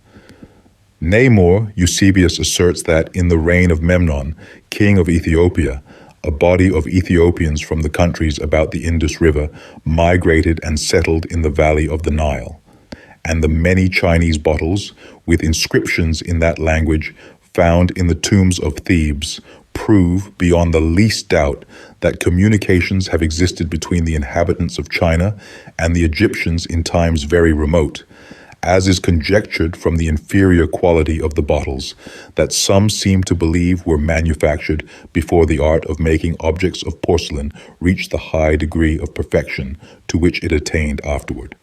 On the other hand, the vase with Chinese inscriptions found by Dr. Schliemann in the lowest stratum of his excavations at Hisarlik, inscriptions that were partly deciphered by the eminent Indianist Mr. Emil Benouf, and afterward thoroughly interpreted by the great Chinese scholar Fi Fang Pao when ambassador at Berlin, and proved to mention the fact of the vase having contained samples of Chinese gauze, shows that active commercial intercourse was carried on by the Chinese with Greece and Asia Minor even before the siege of Troy. These conceptions concerning the triune God have come down through the vista of ages to the present day, preserved in the works of the philosophers, and are still held sacred by many among Christians and Brahmins. But we do not learn from their sacred books where, when, or how said doctrine originated. Whatever may have been the source from which it sprang, it is certain that the priests and learned men of Egypt, Chaldea, India, or China, if they still knew the true history of its origin at the time they wrote, kept it a profound secret and imparted it only to a few select among those initiated in the sacred mysteries. We need not seek for information among the fathers of the Christian Church, for they are as silent as the tomb on the subject. They admitted into their tenets the notion of a triune God as taught by the pagan philosophers, and appropriated it, as they have many other of their teachings and theories, without knowing, without inquiring, concerning their origin. The councils pronounced them revelations from on high, unfathomable mysteries not to be investigated, and imposed them as dogmas to be implicitly believed with blind faith as they are today by the followers of the Romish Church. Through their adherents, the idea of the three persons in the Godhead has found its way into Freemasonry, and on the columns that adorn the temple, in the working of one of the degrees, we read these inscriptions: "In the name of the Holy and Indivisible Trinity." And further down, "We have the happiness to dwell in the pacific unity of the sacred numbers." To those initiated to the lesser mysteries, the doctrine was presented under the garb of the complicated metaphysical speculations with which it has reached us. Such explanations of the symbolical nature of the mystic numbers were given to them so as to make it well nigh impossible to obtain a fair understanding of their purport. By the perusal of the extracts just quoted, it is easy to see that all the reasonings concerning the mystic value of number 3 and its relations to a supreme deity are mere fancies of the imagination, vague speculations, fallacious cavils, meaningless for practical and inquiring minds. So far as explaining the nature of the deity, all philosophers agree in admitting that it transcends the intelligence of man, since man is finite. And what is finite will never be able to comprehend that which is infinite. Some of the Greek philosophers reflected in their teachings, as well as in their writings, the doctrines they had learned from their teachers, the priests of Heliopolis, Memphis, and Thebes. From them, we may gather a glimmer of dim light pointing toward the origin of the symbolization of the numbers. We have said that Proclus asserts that the three component parts of the triple deity were three intellects or three kings, a fact corroborated by Plato, who also had been admitted to the mysteries, and by Orpheus, who celebrated these three kings in the ceremonies instituted by him, that Herodotus says were identical with the Egyptian mysteries. Pythagoras, who had received his knowledge of the numbers and their meaning from the Egyptians, taught his disciples that God was number and harmony. He caused them to honor numbers and geometrical diagrams with the names of the gods. The Egyptians likened nature to the equilateral triangle, the most perfect and beautiful of all triangles, and according to Servius, assigned the perfect number 3 to the great god. The Chaldees symbolized the Yusuf, or great light, by an equilateral triangle, and in the Sri Santara, or cosmogonical diagram of the Hindus, which has served as model for many of their temples, the nameless, the great Aum that dwells in the infinite, is figured as an equilateral triangle. The Egyptians held the equilateral triangle as the symbol of nature, beautiful and fruitful. In the hieroglyphs, it was the emblem of worship. We see over the main altar in all the ancient Catholic churches the representation of an equilateral triangle containing the all-seeing eye of Osiris as symbol of deity. The same emblem is familiar also to those who visit Masonic lodges as one under which is figured the great architect of the universe. If from those countries that we have been accustomed to consider as the old world, and guided by the 3 words of dismissal used by the Brahmins and the officiating priests of Eleusis at the closing of their religious ceremonies, words we have shown to belong to the Maya language, we carry our inquiries into the lands of the West. There again we will find that the triangle was also symbolical among the Mayas and their neighbors. We see it in the position of the 3 semispheres carved, as already said, at each end of the northern chamber of the building above the sanctuary at Uxmal. We next meet with it in the triangular arches that form the ceilings of the apartments in all the temples and palaces, in fact in all the edifices of Mayaks, as well as in those of Palenque and other localities of Central America. The general plan of these edifices is the same everywhere, not because they were built by the same architects or at the same period, but because their construction was in accordance with certain teachings pertaining to the mysteries. In all the buildings, whatever their size, the ground plan was in the shape of an oblong square, that is, of their letter M, pronounced Ma. Ma is the contraction of Mam, the ancestor, as they denominated the earth and, by extension, the universe. Ma is also the radical of Mayax, the name of the Yucatecan Peninsula, in ancient times, whose shape, no doubt, suggested that of the letter M, both to the Mayas and to the Egyptians. In fact, in Egypt and in Mayax, the figure in the hieroglyphs stands for earth and universe. It will be noticed by examining their plans that this was also the shape of the apartments in the temples and palaces of Chaldea, of Egypt and Greece. That of the tombs of the Etruscans, hence, no doubt, was assigned to the Masonic lodges in our days.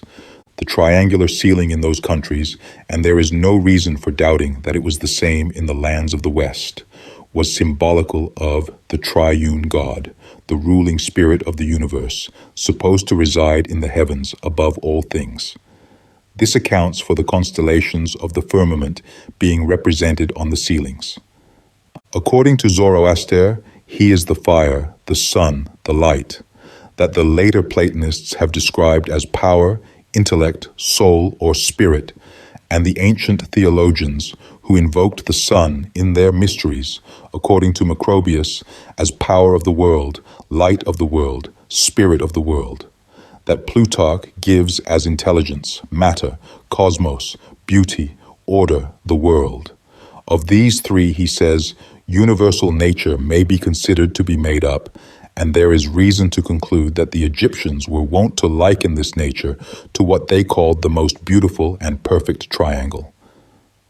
It will be noticed that the geometrical figure formed at the ends of each of these apartments by the lines of the ceilings, sides, and floor is a pentagon, symbol of the mystic number 5, whose name, penta, in Greek, also conveys the idea of universe, whilst ho in Maya, meaning 5, is also the radical of hul, the head, hence the deity. Then lastly, the number of planes forming the rooms, the 2 of the ceilings, the 2 of the sides, the 2 of the ends, and that of the floor, 7 in all, shows conclusively not only why the builders adopted the triangular arch instead of the circular, but also that the plan of their buildings was conceived in strict adherence to the mystic numbers 3, 5, 7, or their multiples, as we see by the height of the pyramids, the number of courses of the stones forming the walls, that of the terraces on which the temple stood, that of the degrees of the stairs by which they were reached. Only 2 edifices of different construction have been found among the ancient cities of the Mayas.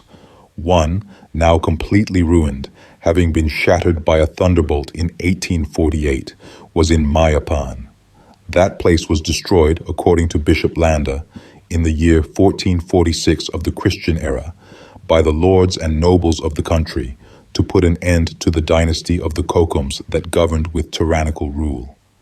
The other, still standing, although much injured by the action of time and vegetation, is to be seen in the most ancient city of Chichen.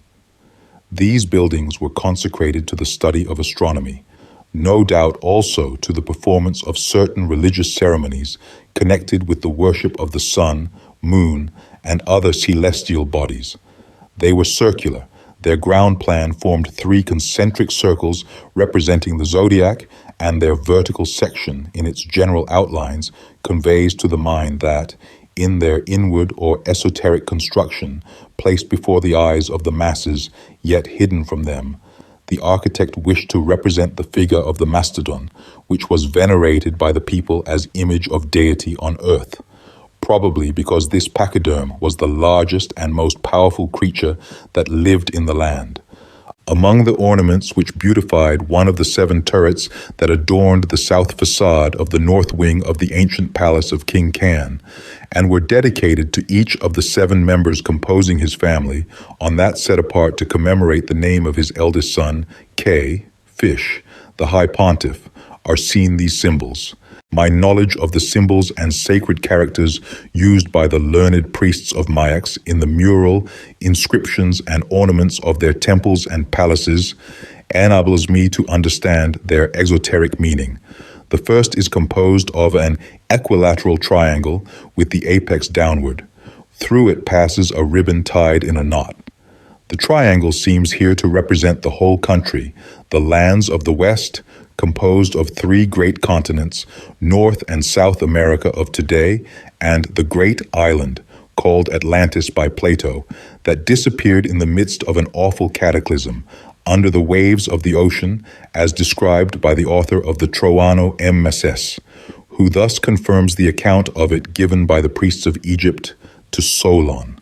The ribbon tied in a knot would indicate that the initiates, to whom the esoteric explanation of the symbol had been imparted, were bound to each other, to secrecy and to their oath.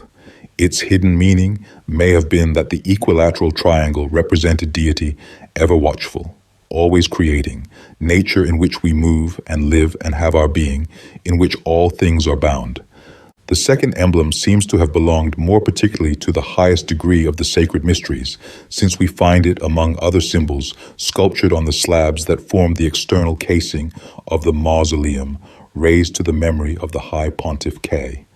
This second emblem is also a ribbon tied up so as to form three loops, each occupying one angle of an oblong square, image of the universe, the fourth angle being adorned with flat folds that are emblematic of Mayax, the seat or head of the government, so arranged as to form the steps, 5 in number, of a throne. This accounts for their being placed at the upper angle. The three round loops are symbolical of the three great parts composing the lands of the West, that the Greek mythologists figured by the trident of Poseidon, their god of the sea. As to the sign, point within a circle, in Mayax, as in Egypt, it was meant to represent the sun.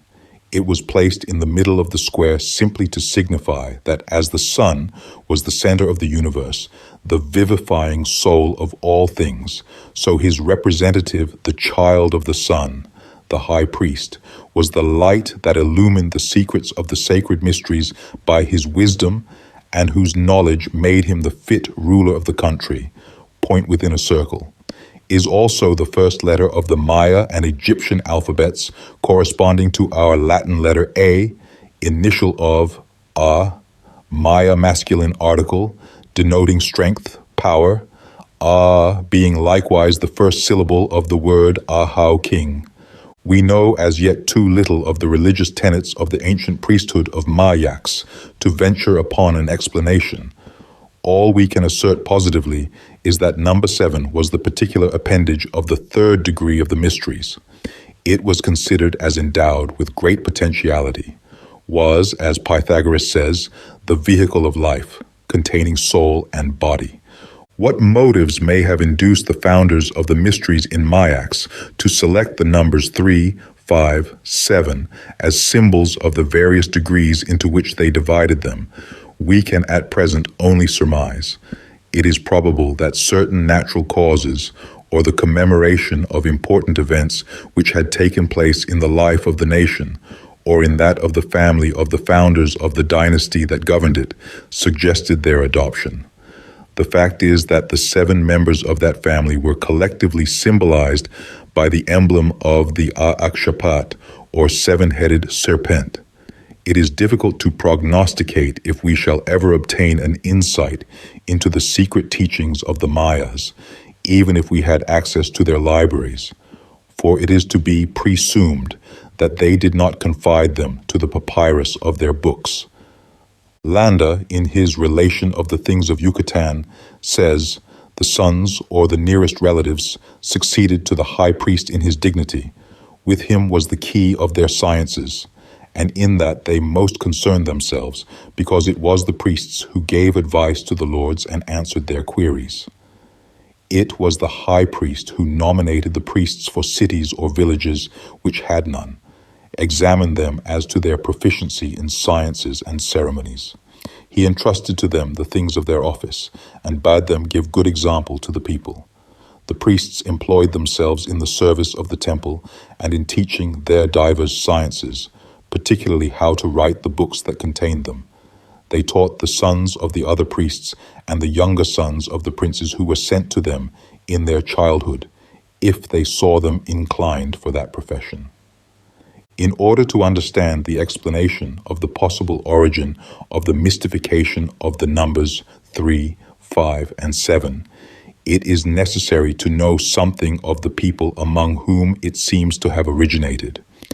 If we start from the mouths of the Mississippi River and travel due south across the Gulf of Mexico at a distance of exactly 480 miles, we come to the northern coast of the Yucatecan Peninsula. Its northeasternmost point, Cape Catoche, is 120 miles from Cape San Antonio, the western end of the island of Cuba. Yucatan divides the Gulf of Mexico from the Caribbean Sea. It is comprised between the 17°30 and 21°50 of latitude north and the 88 degrees and 91 degrees of longitude west from the Greenwich meridian. Its length is therefore 260 miles from north to south, and its breadth 180 miles from east to west. The whole country is a fossiliferous limestone formation, elevated a few feet only above the sea, its maximum height in the interior being about 70 feet. Although its rocky surface, bare for the most part, is, in places only, covered with a few inches of tillable loam, formed by the detritus of the stones and the decomposition of vegetable matter, its soil is of surprising fertility. The whole country is now covered with well-nigh impenetrable forests. A bird's eye view of it from the top of one of the lofty pyramids that seem like lighthouses in the midst of that ocean of foliage impresses the beholder with the idea that he is looking on an immense sea of verdure, having for boundary the horizon and whose billows come to die, with gentle murmur at the foot of the monument on which he stands. Not a hill, not a hillock even, breaks the monotony of the landscape, which is only relieved by clusters of palm trees that loom here and there as islets above the dead green level. Anciently, this country, now well-nigh depopulated, was thickly peopled by a highly civilized nation, if we are to judge by the great number of large cities whose ruins exist scattered in the midst of the forests throughout the country, and by the stupendous edifices, once upon a time temples of the gods, or palaces of the kings and priests, whose walls are covered with inscriptions, bas-reliefs, and other interesting sculptures that equal in beauty of design and masterly execution those of Egypt and Babylon. The author of the Troano MS, a very ancient treatise on geology, one of the 4 known books which escaped destruction at the hands of Bishop Landa and other fanatical Catholic monks who accompanied the Spanish invaders when, after a struggle of 20 years, they at last, in 1541, became masters of the country, tells us that anciently the peninsula was called Mayax, that is, the primitive land, the terra firma. It gave its name to the whole empire of the Mayas, that comprised all the countries known today as Central America, from the Isthmus of Darien on the south to that of Tehuantepec on the north. The site of the government was at Uxmal, but the great emporium of their arts and sciences, the heart, consequently, of that marvelous civilization, was at Chichen Itza. That became a vast metropolis. In its temples, pilgrims from all parts came to worship and even offer their own persons as a sacrifice to the Almighty by throwing themselves into the sacred well from which the city took its name. There also came the wise men from afar to consult the H. Menes, learned priests whose college still exists. Among these foreigners were bearded men whose features vividly recall those of the Assyrians of old and the Afghans of today. From Chichen, this great civilization seems to have extended its influence to the remotest parts of the earth, and to have exercised its controlling power among far distant and heterogeneous nations. The fact is that we meet with the name Maya in many countries of Asia, Africa, Europe, as well as of America, and always with the meaning of wisdom and power attached to it. Wherever we find it, there also are found vestiges of the language, of the customs, of the religion, of the cosmogonical and historical traditions of the people of Mayax. Many of these traditions have been recorded in the sacred books of various nations and have come to be regarded as the primitive history of mankind. To quote a few instances, The creation of the world, according to their conceptions, is sculptured and forms an interesting tableau over the doorway on the east facade of the palace at Chichen Itza. It might serve as illustration for the relation of the creation as we read of it at the beginning of the first chapter of the Manava Dharma Sastra, or Ordinances of Menu, a book compiled, says the celebrated Indianist H.T. Colebrook, about 1300 years before the Christian era, and from other and more ancient works of the Brahmins. Seed relation completed, however, by the narrative of the myth according to the Egyptians, as told by Eusebius in his work Evangelical Preparations. Effectively, in the tableau we see, represented a luminous egg, emitting rays and floating in the midst of the waters where it had been deposited by the Supreme Intelligence. In that egg is seated the Creator, his body painted blue, his loins surrounded by a girdle. He holds a scepter in his left hand. His head is adorned with a plume of feathers. He is surrounded by a serpent, symbol of the universe. Porphyrius, speaking of Jupiter, the creator in the Orphic Mysteries, says, "The philosophers, that is the initiated, represented him as a man, seated, alluding to his immutable essence, the upper part of the body naked, because it is in its upper portions, in the skies, that the universe is seen most uncovered, clothed from the waist below, because the terrestrial things are those most hidden from view. He holds a scepter in his left hand, because the heart is on that side, and the heart is the seat of understanding that regulates all the actions of man." And again, the Egyptians call Kneph the intelligence, or creative power. Kneph, or be it Kaneh, seems a cognate of Kanhel, a Maya word the meaning of which is serpent, dragon. They say that this god threw from his mouth an egg in which was produced another god called Petha. That is another Maya word. It means the worker, hence the maker, the creator. And Eusebius asserts that they represented Kneph, or the efficient cause, as a man of a blue color, with a girdle round his loins, a scepter in his hand, a crown on his head, adorned with a plume of feathers, and that, emblematically, they figured him under the form of a serpent. Will anyone with common sense pretend that these conceptions concerning the Creator we find not only identical, but expressed in like manner and with the same symbols by the philosophers of India, of Egypt, and of Mayax, are mere coincidences? If they are not the result of hazard, they must have been conceived by the wise men of one of these countries, that, no doubt, in which the civilization was the oldest, and communicated to others. These, in turn, taught them to their neighbors, as we know the Egyptians did to the Greeks. Again, we read in Genesis that at a very early period in man's history, a certain man murdered his brother through jealousy. The victim, we are told, was named Abel, his murderer Cain. No doubt the writer of the book simply repeated the story he had learned from the Egyptian priests concerning the murder of Osiris, in whose honor the mysteries were instituted, by his brother Set, through jealousy, making such alterations in his narration as not to divulge the secrets he had sworn to keep.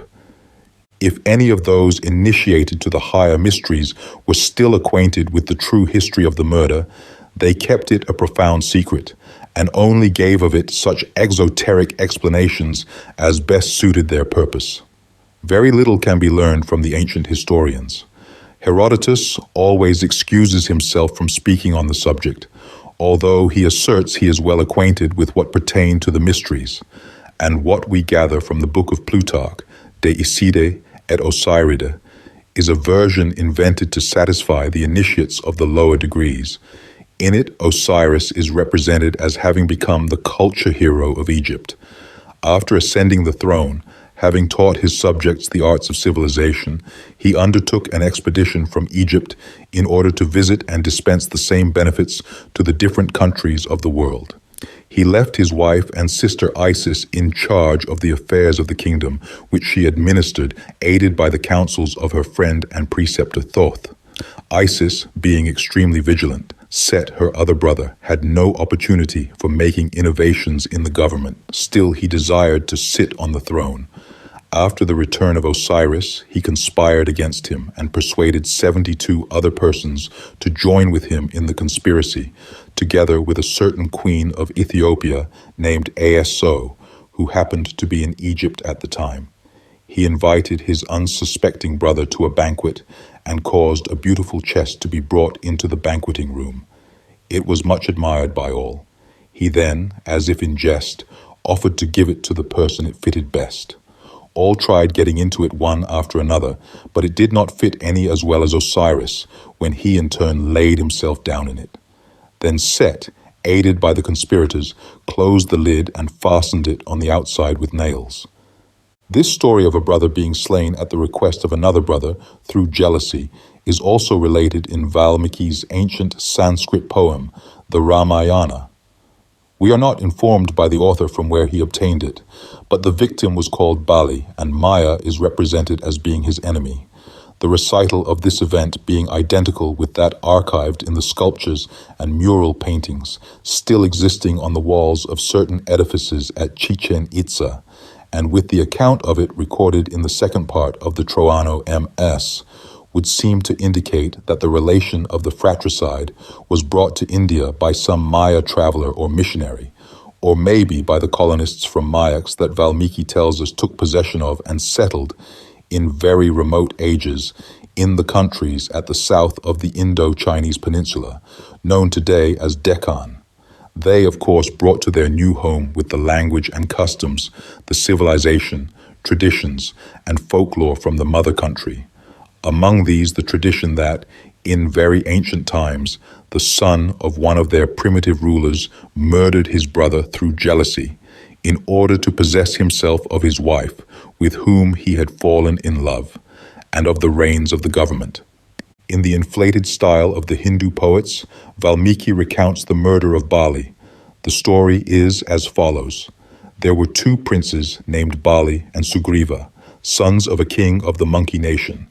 After the death of their father, Bali the eldest was called to the throne, being elected sole monarch and supreme lord by the people. A terrible feud had originated between Bali and Maya on account of a woman they both coveted. Maya challenged Bali to mortal combat and allured him into an ambush. Bali, not returning after a time, was believed to have succumbed, and his brother Sugriva ascended the throne. Bali returned, however, and finding his brother installed in his place, accused him of treason in the council of the nobles and before the people. He charged him with causing the news of his death to be circulated in order to usurp the reins of the government. Then he banished him from court, sent him adrift without means, depriving him of his home, his wife, and his social position. Sugriva met Rama, besought his help to avenge his wrongs. Having received his promise to kill Bali, strong in the protection of such an ally, he challenged his brother to mortal combat, although he knew that alone he was not a match for him. During the encounter that ensued, Rama, who was present, seeing that Sugriva was being badly beaten, sent an arrow through the breast of Bali and killed him.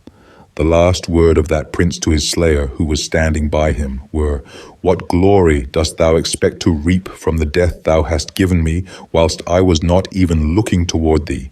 Hidden thou hast wounded me in a cowardly manner while my attention was engrossed in that duel." And so Bali was treacherously slain. We learn from the sculptures and mural paintings that adorn the walls of the palaces at Chichen Itza and Uxmal that King Can, serpent, the founder or maybe the restorer of these ancient cities, had 3 sons whose names were Ke, fish, Aak, turtle, and Ko, leopard, and 2 daughters, Mu, Mako, and Nikte, flower.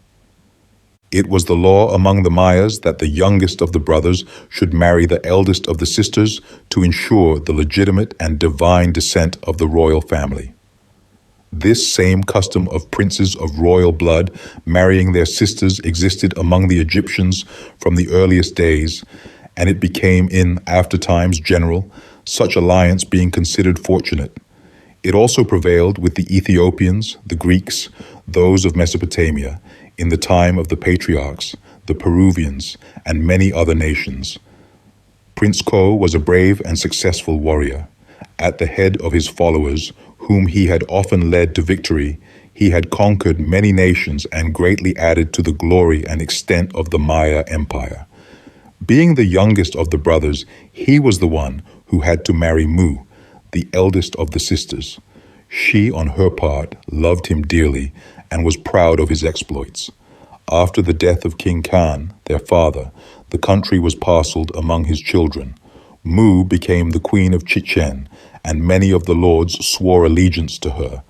After her death, she received the honors of apotheosis, became the goddess of fire, and was worshipped in a magnificent temple built on the summit of a high and very extensive pyramid whose ruins are still to be seen in the city of Izamal. Ak, the second son of King Khan, was also in love with her. To his lot had fallen the ancient metropolis Uxmal, the 3 times rebuilt. His headless and legless statue is still to be seen over the main entrance on the facade of the palace known as the House of the Governor at that place. The flayed bodies of his 2 brothers and his eldest sister are at his feet. Their heads hang from the belt around his waist, and the ruins of his private residence, ornamented with turtles, his totem, yet exist at the northwest corner of the second of the 3 terraces on which the palace is built. The law of the land and her own predilection for Ko were insurmountable barriers that prevented Ak from marrying Mu. He was not a warrior but a courtier. He spent his life in idleness amidst pleasures and frivolities. Still he was envious of the fame won by his younger brother, jealous of him because of the love of the people, and still more of that of his sister and wife. He allowed his evil passions to gain the mastery over his better feelings. He incited a conspiration against the friends of his childhood with the object of killing his own brother to obtain forcible possession of the sister he so much coveted, seize the reins of the government, and become the supreme lord of the whole empire. In the carvings on the wooden lintels over the entrance of Ko's funereal chamber, in the paintings that adorn its walls, and in which that part of the life of the personages concerned in these events is portrayed, Ak is represented full of wrath, holding 3 spears in his hand, engaged in a terrible altercation with Kohors. From the sculptures that adorned his mausoleum, we learn that he was murdered treacherously by being stabbed with a spear 3 times in the back.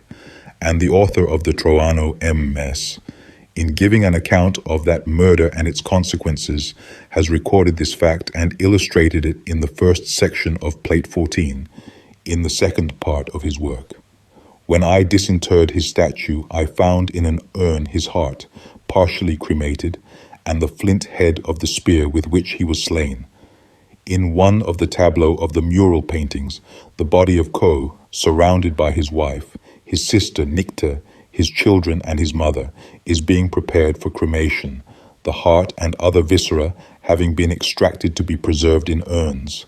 A similar custom prevailed among the Egyptians of high rank, whose bodies were embalmed according to the most expensive process. The internal parts of the body having been removed were cleansed, embalmed in spices and various substances, then deposited in 4 vases that were placed in the tomb with the coffin. At the death of Ko, the whole country became involved in a civil war. The conspirators, partisans of Ayak, striving to seize the reins of the government, the friends of Prince Ko fighting to avenge his death and in defense of their queen. The goddess of war favored at times one party, then the other. Ayak, in order to obtain the preponderance, had recourse to diplomacy. He renewed his suit for the hand of his sister. He sent messengers to her with a present of fruits, begging her to accept his love now that she was free. The scene is vividly pictured in the mural paintings. Queen Mu is represented seated in her house, situated in the middle of a garden. At her feet, but outside of the house to indicate that she does not accept it, is a basket full of oranges. Her extended left hand shows that she declines to listen to the messenger who stands before her in an entreating posture, and that she scorns the love of Ak, who is seen on a lower plane, making an obeisance. Over his head is a serpent, typical of his name, Kan, looking as lovingly as a serpent can be made to look, at a macaw perched on the top of a tree and above the figure of the queen whose totem it is. The tree is guarded by a monkey in a threatening attitude. This monkey here, as in Egypt the cynocephalus, is the emblem of the preceptor of Mu, symbol therefore of wisdom. This tableau is most interesting and significant, since in it we have a natural explanation of the myth of the temptation of the woman by the serpent. Here we have the garden, the woman, the tempter, and the fruit. The story of this family incident passing from mouth to mouth, from generation to generation, from country to country, has become disfigured probably by peoples that did not hold woman in as high esteem, or did not honor her as much as the Mayas did. Perhaps also an old misanthropical bachelor, hater of the fair sex, wrote a distorted account of the tradition out of spite at having been jilted by his ladylove, and his version was accepted by the author of Genesis, if he himself did not make the alteration. The fact is that the author of the Troano MS, Plate 17, Part 2, as the artist who painted the scene just described, asserts that she refused to listen to acts and treaties, in consequence of which the civil war continued. At last, Mu and her followers succumbed. She fell into the hands of Ak, who, after ill-treating her, put her to death together with K, the High Pontiff, his elder brother, who had sided with the Queen of Chichen with right and justice. In token of his victory, Ak caused his statue, the feet resting on the flayed bodies of his kin, their heads being suspended from his belt, to be placed over the main entrance of the royal palace at Uxmal, where, as I have said, its remains may be seen today. I may add here in explanation of the tableau of the scene in the garden, that the present of a basket of oranges was the offer of marriage made by Ak to Mu. It is usual with the aborigines of Yucatan that yet retain many of the customs of their forefathers when a young man wishes to propose marriage to a girl to send by a friend as a present a fruit or flower or sweetmeat. The acceptance of the present is the sign that the proposal of the suitor is admitted, and from that moment they are betrothed, whilst the refusal of the present means that he is rejected. A similar custom exists in Japan. When a young lady expects a proposal of marriage, a convenient flower pot is placed in a handy position on the windowsill. The lover plants a flower in it. If next morning the flower is watered, he can present himself to his ladylove, knowing that he is welcome. If, on the contrary, the flower has been uprooted and thrown on the sidewalk, he well understands he is not wanted. The family name of the kings of Mayaks was Khan, serpent, as Khan is still the title of the kings of Tartary and Burma, and of the governor of provinces in Persia, Afghanistan, and other countries in Central Asia. Khan was therefore the family name of Asi. The meaning of the writer of Genesis when he says that the serpent spoke to the woman and seduced her with a fruit is now easily understood. The account of the fratricide in Genesis, in the Ramayana, or in the papyri of Egypt is nothing more or less, with a slight variance, than the story of the feuds of King Khan's children. This story, treasured by the priests of Egypt and India, consigned in their sacred books and poems, has been handed down to us among the primitive traditions of mankind. Nowhere, except in Mayaks, do we find it as forming part of the history of the nation. Nowhere, except in Mayaks, do we find the portraits of the actors in the tragedy. There, we not only see their portraits carved in bas-reliefs on stone or wood, or their marble statues in the round, or represented in the mural paintings that adorn the walls of the funereal chamber built to the memory of the victim, but we discover the ornaments they wore, the weapons they used, nay more, their mortal remains. The following is the certificate of Charles O. Thompson, principal and professor of chemistry at the Worcester Free Institute, who made the chemical analysis of part of the cremated remains found in the stone urn that was near the chest of the statue that occupied the center of the mausoleum, raised to the memory of the famous warrior Kou, 20 feet below the upper plane of the monument. Worcester, Mass. September 25th, 1880. Stephen Salisbury, Jr., ESQ, submits an unknown solid for qualitative examination. Under microscope, it presents a certain compactness and horny aspect characteristic of animal matter which has been charred in a close vessel. It loses 9% when dried at 100 degree and 9% more by combustion. After calcination, a dross and residue remains which contains 3%. Phenic oxide, a little alumina, and much silica. Warm water exposed to action of residue shows traces of potash and soda. These results are consistent with the theory that the mass was once part of a human body which has been burned with some fuel. Charles O. Thompson. There is a fact certainly worthy of notice, and this is that the names of the personages mentioned in the various accounts of the fratricide are precisely identical, or are words having the same signification. May not that be regarded as unimpeachable proof that they all refer to the same event? No one who has any knowledge of philology will ever deny that Abel, Abal, Bali, Balaam are identical words. A, contraction of A, is the Maya masculine article. The Baal is the radical of Balaam. Balaam is, for the superstitious aborigines, even today, the Yumul Kaaks, the lord of the fields, the leopard, which they also call Ku.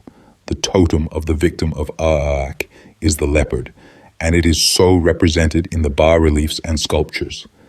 In Egypt, the spotted skin of the leopard, usually without the head, but sometimes with it, was always suspended near the images and statues of Osiris.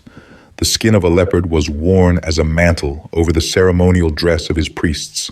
Besides, when represented as king of the Amenti of the West, the symbol of Osiris was always a crouching leopard with an open eye over it.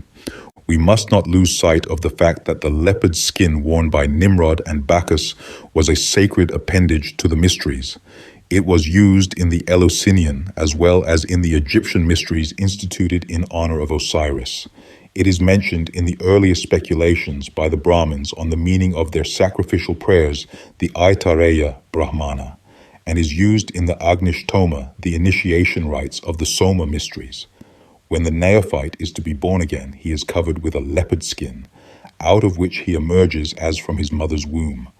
A leopard skin is worn by the African warriors, who are so fortunate as to possess one, as a charm to render them invulnerable to spears, according to the French traveler Paul du Chaillu. It would seem as if the manner in which Ko met his death, by being stabbed with a spear, had been known to their ancestors, and that they imagined that wearing his totem would save them from being wounded with the same kind of weapon used in killing him.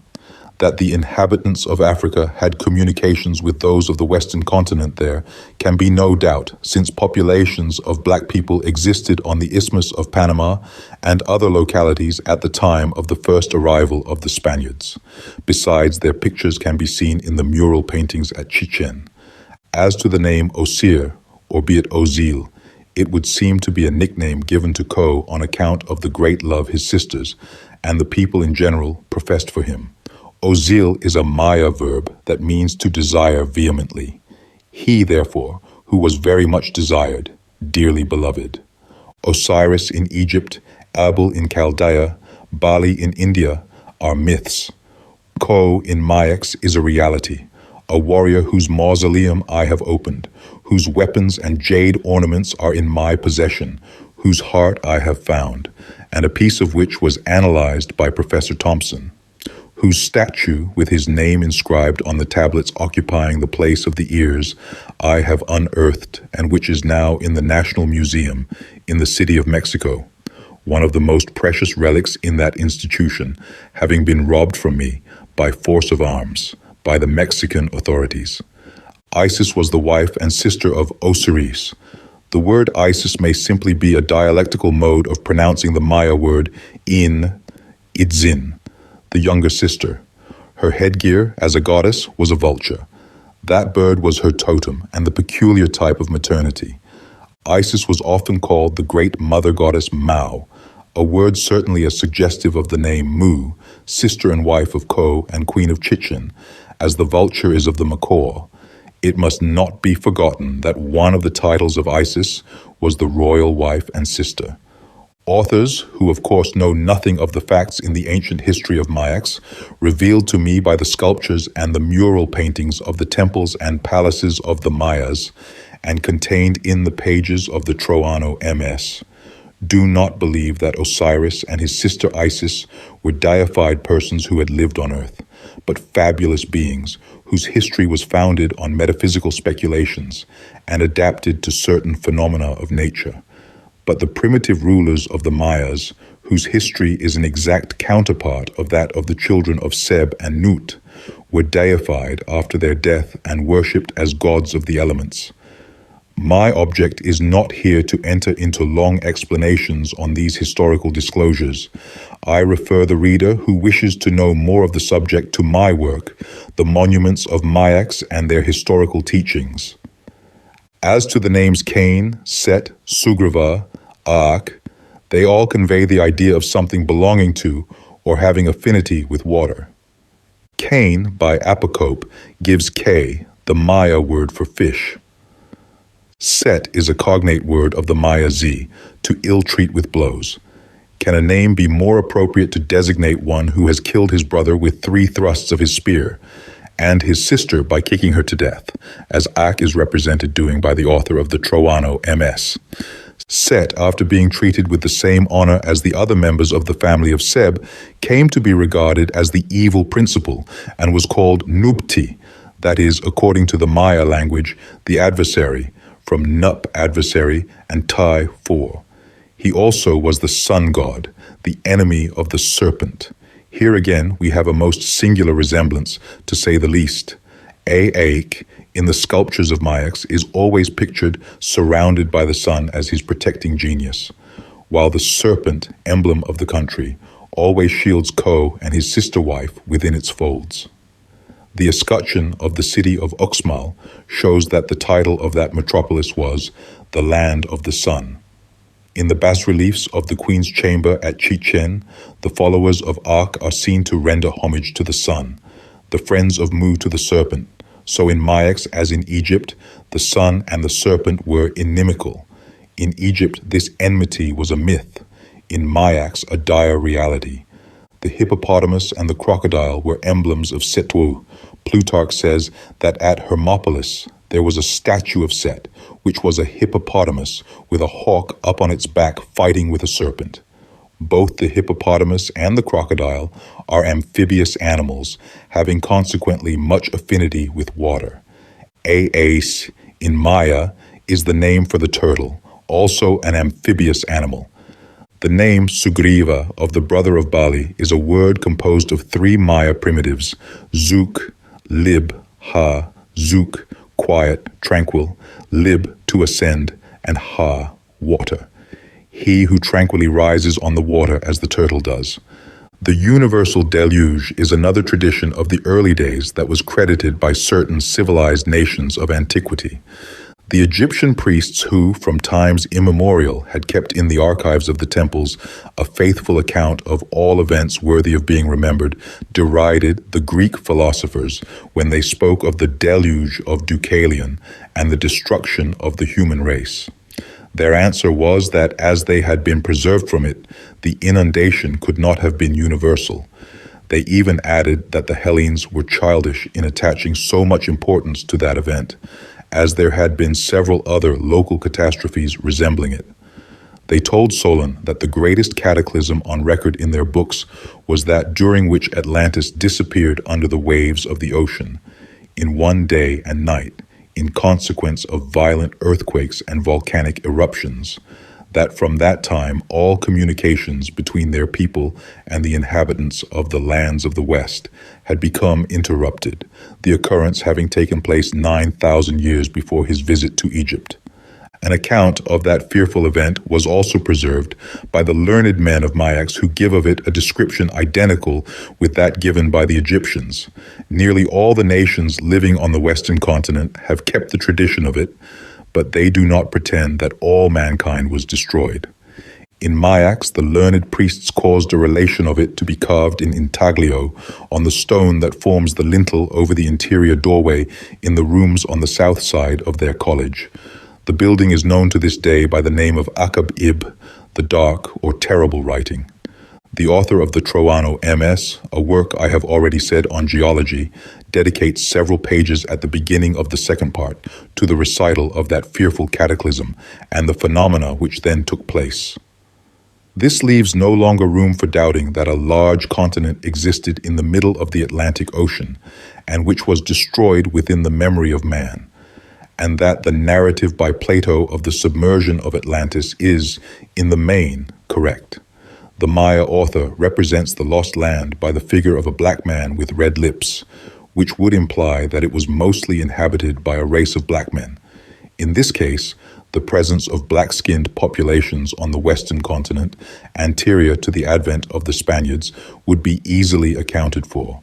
The Mayas, like the Egyptians, represented the world as an old man. Plutarch says they called east the face, north the right side, south the left side. This conception has reached our days. Only we reckon the east as the right hand, west the left, north the face. When the author of the Troano MS speaks of the master of the land, par excellence, that is king Candeified, he pictures him sometimes with a human body, painted blue, and the head of a mastodon. On the facade of the building at Chichen Itza, called by the natives Cuna, the house of God, to which Stevens, in his work on Yucatan, gives the name of Iglesia, is a tableau representing the worship of that great pachyderm, whose head, with its trunk, forms the principal ornament of the temples and palaces built by the members of King Khan's family. This tableau is composed of a face intended for that of the mastodon. Over the trunk and between the eyes formerly existed a human head, which has been destroyed by malignant hands. It wore a royal crown. This is still in place. On the front of it is a small portrait cut in the round of some very ancient personage. On each side of the head are square niches containing each two now headless statues, a male and a female. They are seated, not Indian fashion, squatting, but with the legs crossed and doubled under them in a worshipping attitude. Each carries a symbol on their back, totem of the nation or tribe, by which the mastodon was held sacred. Under these figures are two triangles, emblems of offerings and worship in Mayaks as in Egypt. So also was the other symbol image of a honeycomb, an oblation most grateful to the gods, since with the bark of the balche tree, honey formed the principal ingredient of balche, that beverage so pleasing to their palate, the same that under the name of nectar Hebe served to the inhabitants of Olympus. It is the Amrita, still enjoyed on the day of the full moon by the gods, the Manes, and the saints, according to the Hindus, although it was the cause of the war between the gods and the Titans, and is the origin of many sanguinary quarrels among the tribes of equatorial Africa, even in our days. These symbols leave no doubt as to the fact that the personages represented by the statues are in the act of worshipping the mastodon. The corona of the upper cornice, that above the mastodon's head, is formed of a peculiar wavy adornment often met with in the ornamentation of the monuments erected by the Khans. Emblematic of the serpent, it is composed of two letters N juxtaposed, monogram of Khan. The corona of the lower cornice is made of two characters that read in Maya Am, he of the throne, the monarch. In Japan, the 7 members of the Khan family, deified and figured by the same symbols as in Mayaks, are worshipped today in the shrine of the palace at Tokyo, dedicated to the goddess symbolized by a bird. This goddess calls to mind the goddess Mu of the Mayas, or Isis of the Egyptians. In the upper part of the shrine, over and above all the other attendants who have wings and beaked noses, is seen an elephant couchant, the god of fire standing on his back. In the midst of the flames that surround him is the head of a bird. So in Chichen, we see the followers of Queen Mu, who, we are informed by the author of the Troano, M.S., became the goddess of fire, carrying her totem, a bird, in their headgears. The Japanese claim to be offspring of the gods and produce 2 different genealogical tables in support of their assertion. These gods, amounting to 7, are said to have reigned an almost incalculable number of years in the country, although they assert that these primitive gods were spiritual substances, incorporeal. They were succeeded by 5 terrestrial spirits, or deified heroes, after whom appeared the Japanese themselves. Here again we have a reminiscence, as it were, of the 12 gods, that the Egyptians told Herodotus had governed their country an incalculable number of years before the reign of Menes, their first terrestrial king. These gods were converted by the Greeks into the 12 deities, dwellers of the Olympus, the 12 serpent heads, brought to light by me in December 1883 from the center of the mausoleum of the High Pontiff Kai at Chichen Itza, are emblematic of the 12 rulers who had reigned in Mayax in times anterior to the great cataclysm when Atlantis was submerged, whose portraits with the sign Simi, dead, adorn the east facade of the palace with the tableau of creation, showing that they existed in very early times. Of these rulers, we again find a dim tradition in China in the Qi, also called Chekultsi, the 12 children of the Emperor of Heaven, Tianhuang, who had the body of a serpent. Each of these Qi are said to have lived 18,000 years, and to have reigned in times anterior to Ti Hoang, sovereign of the country in the middle of the land. From this short digression, let us return to the worship of the mastodon, which we find very prevalent in India, in that of the elephant Ganesha, the god of prudence, of wisdom, of letters, represented as a red-colored man with the head of an elephant. He is invoked by the Hindus of all sects at the outset of any business. No one would dream of writing a letter or a book without previously saluting Ganesha. His image is seen at the crossing of the roads, oftentimes decorated with a garland of flowers, the offering of some pious devotee. Architects place it in the foundation of every edifice. It is sculptured or painted at the door of every house as a protection against evil. At one of the entrances of every Hindu city that is called Ganesha Pole, as well as in some conspicuous door of the palace. We have already seen that in the most ancient edifices of Mayax, the mastodon's head with its trunk is the principal and most common ornament. Are these mere coincidences? The name Ganesha Pole would be, according to the Maya language, the head of Ganesha, Pole in Maya being the head. If I wish to go further, I might say that in Ganesha we have a dialectical pronunciation of Kanix, the serpents. No deity in the Hindu pantheon is so often addressed, and his titles are so numerous that, like Osiris, it might be named Myrionymus with 10,000 names. So many are the legends accounting for the elephant head, it may be safely assumed that its origin is unknown. May not its worship have been introduced in India with many other customs, that for instance of carrying the children astride on the hip, of printing an impression of the human hand, dipped in red liquid, on the walls of the temples and other sacred buildings by devotees, etc., by colonists from Mayax where these customs prevailed, and the worship of the mastodon was widely spread if not general. This surmise assumes the semblance of probability when we consider that the body of Ganesha is painted red, the color characteristic of the American race, and the symbol of nobility of race among the Egyptians. The elephant was not among the animals worshipped by them. They do not seem to have been much acquainted with it, but the imprint of the red hand, so commonly seen on the walls of the temples of Mayax and India, has never been observed in the temples of Egypt.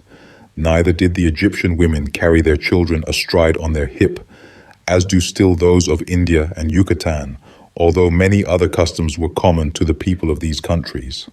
It is probable that the colonists from the lands of the West, who settled in the valley of the Nile, replaced the worship of the mastodon, which did not exist in the country, by that of the bull, the largest and most useful of their domestic animals, and that this was the origin of their veneration for the bull Apis, as those who were initiated into the mysteries of Osiris well knew, being told that Apis ought to be regarded as a fair and beautiful image of their soul.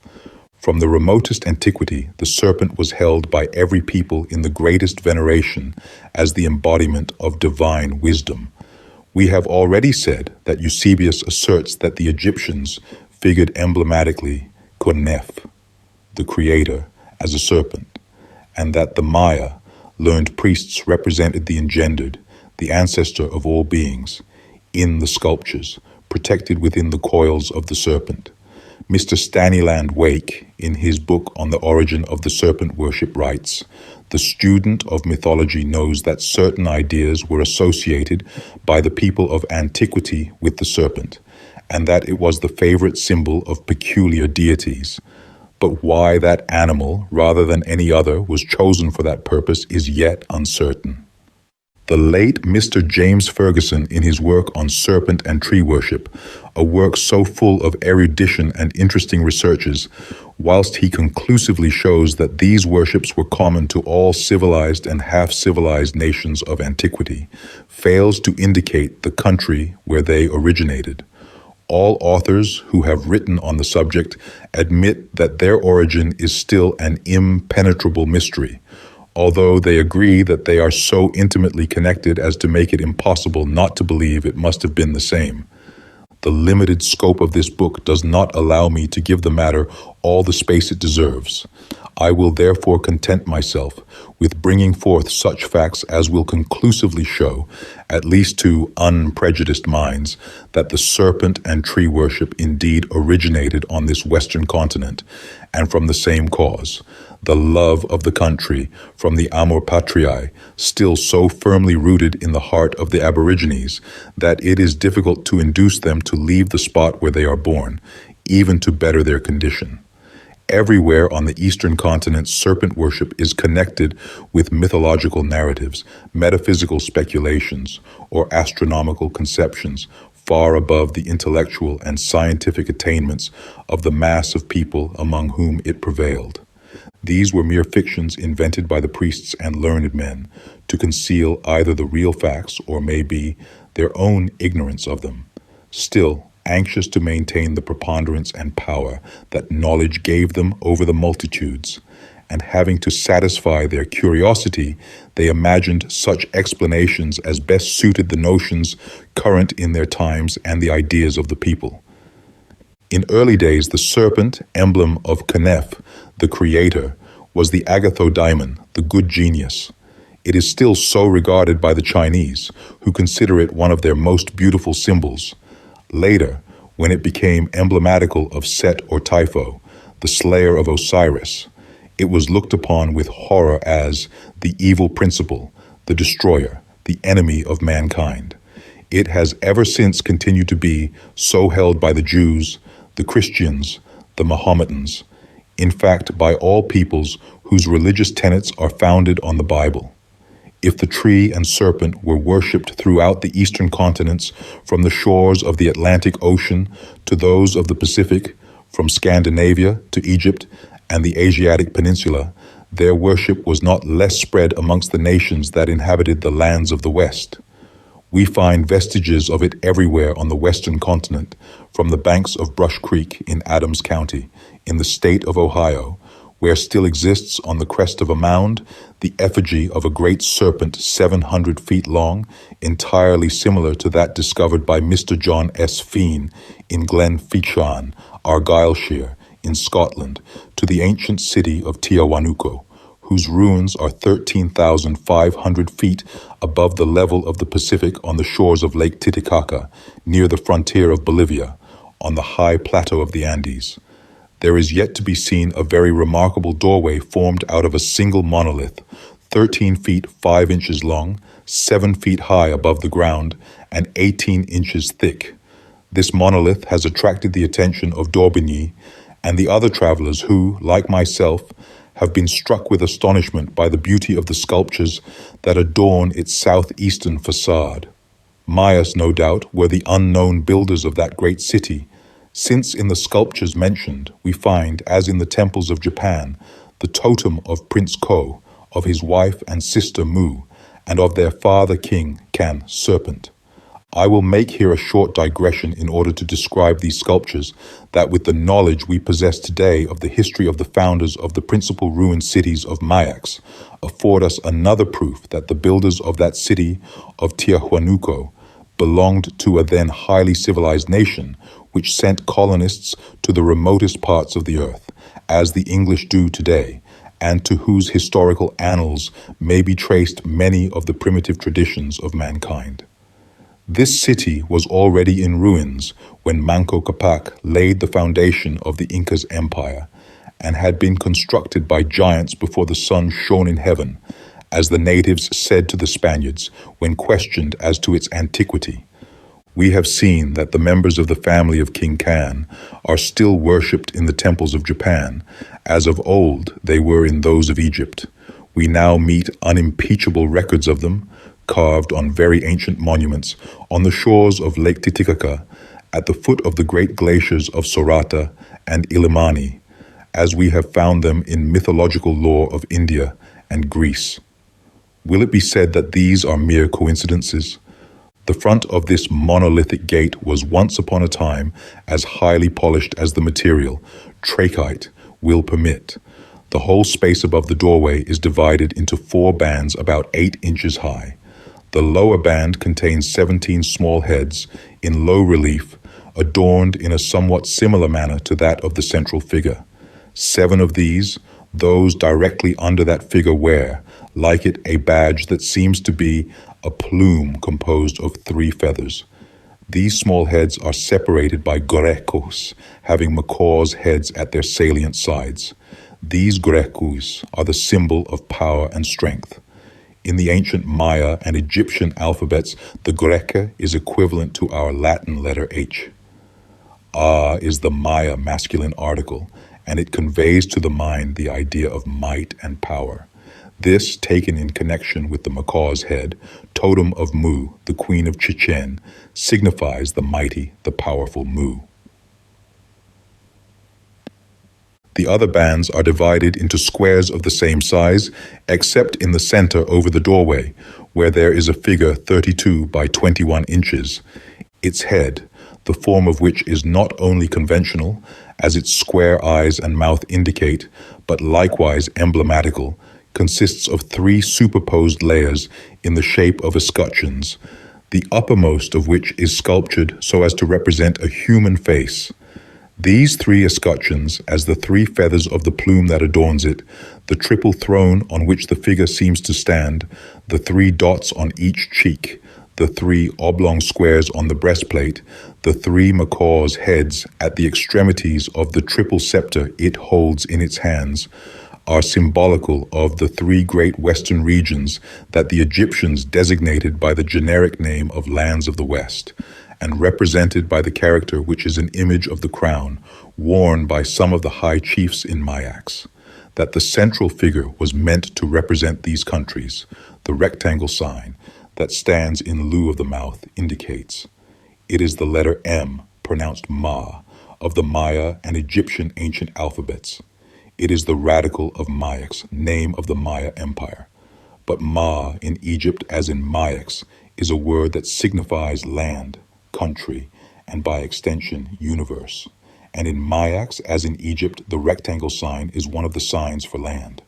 The head is surrounded by rays divided into groups of 4, 4 on the top, 4 on each side, and 4 on the underpart.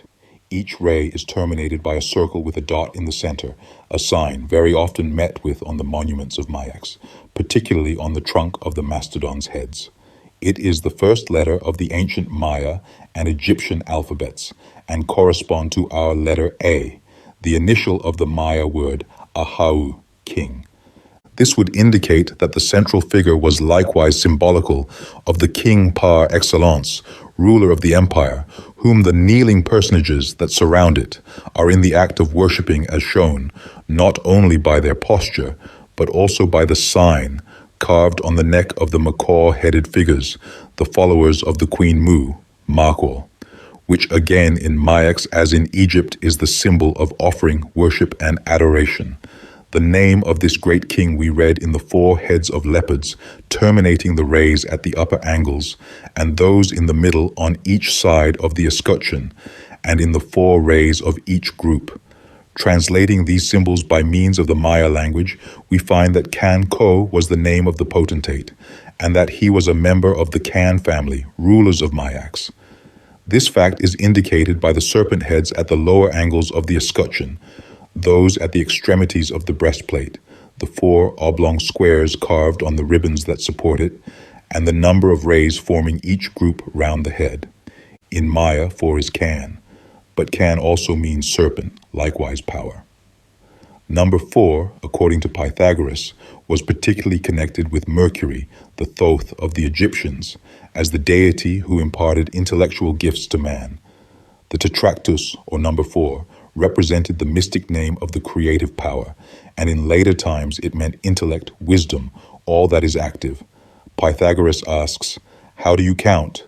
Mercury, 1, 2, 3, 4. Pythagoras, "Do you not see that what are 4 to you are 10 and our oath?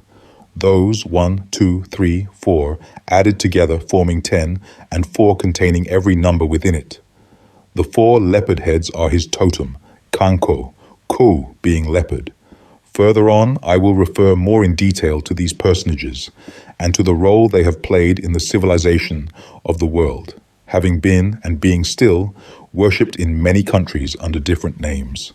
The peculiar shape of the scepter held in the left hand of the figure, the upper part of which is bifurcated, each end terminating with the head of a macaw, totem of the Queen Mu of Chichen Itza, sister and wife of Ko, and its undulations like those of a serpent in motion seem intended as an emblem of the 3 great regions that compose the empire that is likewise portrayed in the 3 rows of kneeling winged personages.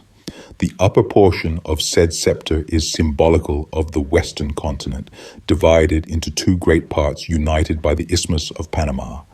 The lower was meant to represent that extensive island that sunk beneath the waves of the Atlantic Ocean about 11,500 years ago. The scepter held in the right hand of the central figure being whole would show that the entire country was governed by a potentate to whom the rulers of the 17 nations, into which the empire was divided, paid homage and acknowledged as their suzerain. These 17 divisions of the empire are indicated by the 17 small heads sculptured on the lower band, and the 17 signs of land that adorned the arms, the breastplate, and the ribbon from which it is suspended. Of the small, kneeling winged figures, those of the middle row are portrayed with the heads of macaws to signify that they are the particular adherents of Queen Mu, that here, as in Mayax, carry her totem as a badge or sign of recognition, whilst the others have human heads but wear on their crowns her totem, in token that they recognize her as their suzerain. All these figures are ornamented with 12 serpents, arranged in groups of 3, whilst the sash they carry across their body from the shoulder to the waist on the opposite side terminates in a peculiar knot adorned with the 4 circles that we have said stood for the word Ahau, that is king, indicating that their lord paramount is a member of the serpent dynasty. The whole tableau recalls vividly that presented by the kneeling beaked-nosed personages in attendance at the shrine of the bird deity at Kyoto. Mr. Angrand, the well-known French archaeologist, finds, and with reason, a coincidence between these sculptures and those of Central America, having a corresponding symbolical significance. In them he sees the proof of the identity of origin, of the intimate relationship of the builders of Tiahuanaco and those of Palenque, Ocosingo, and Xochicalco. He might have added, and be nearer to the truth, those of the cities of Mayax that were founded many centuries before those mentioned by him. In Mayax, it is where indeed the image of the serpent as a symbol is most commonly met with. We see it on almost every edifice in every city. It is one of the favorite ornaments, especially at Chichen Itza, of which place it seems to have been the particular protecting genius. There it is found everywhere. It guards the entrance of all public edifices. It is at the foot of their grand stairways, as if defending the ascent. The columns that support their porticos are representations of it.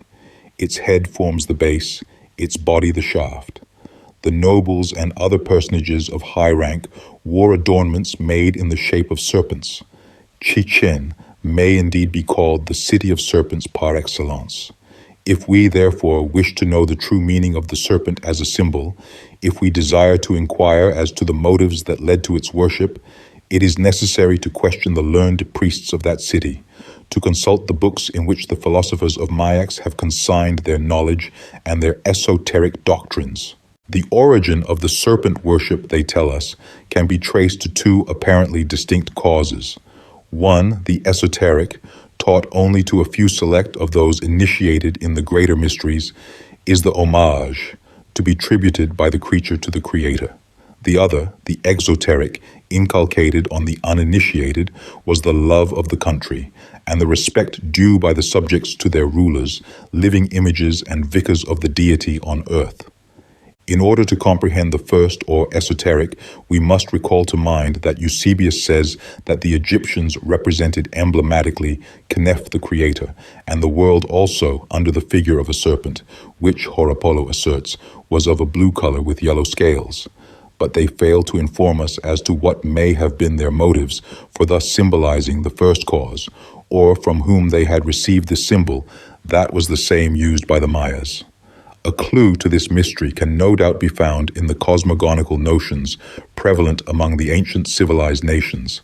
For, strange to say, they seem to have been alike with all.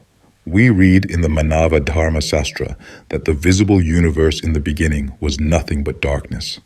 Then the great self-existing power dispelled that darkness and appeared in all his splendor. He first produced the waters, and on them moved Narayana, the divine spirit.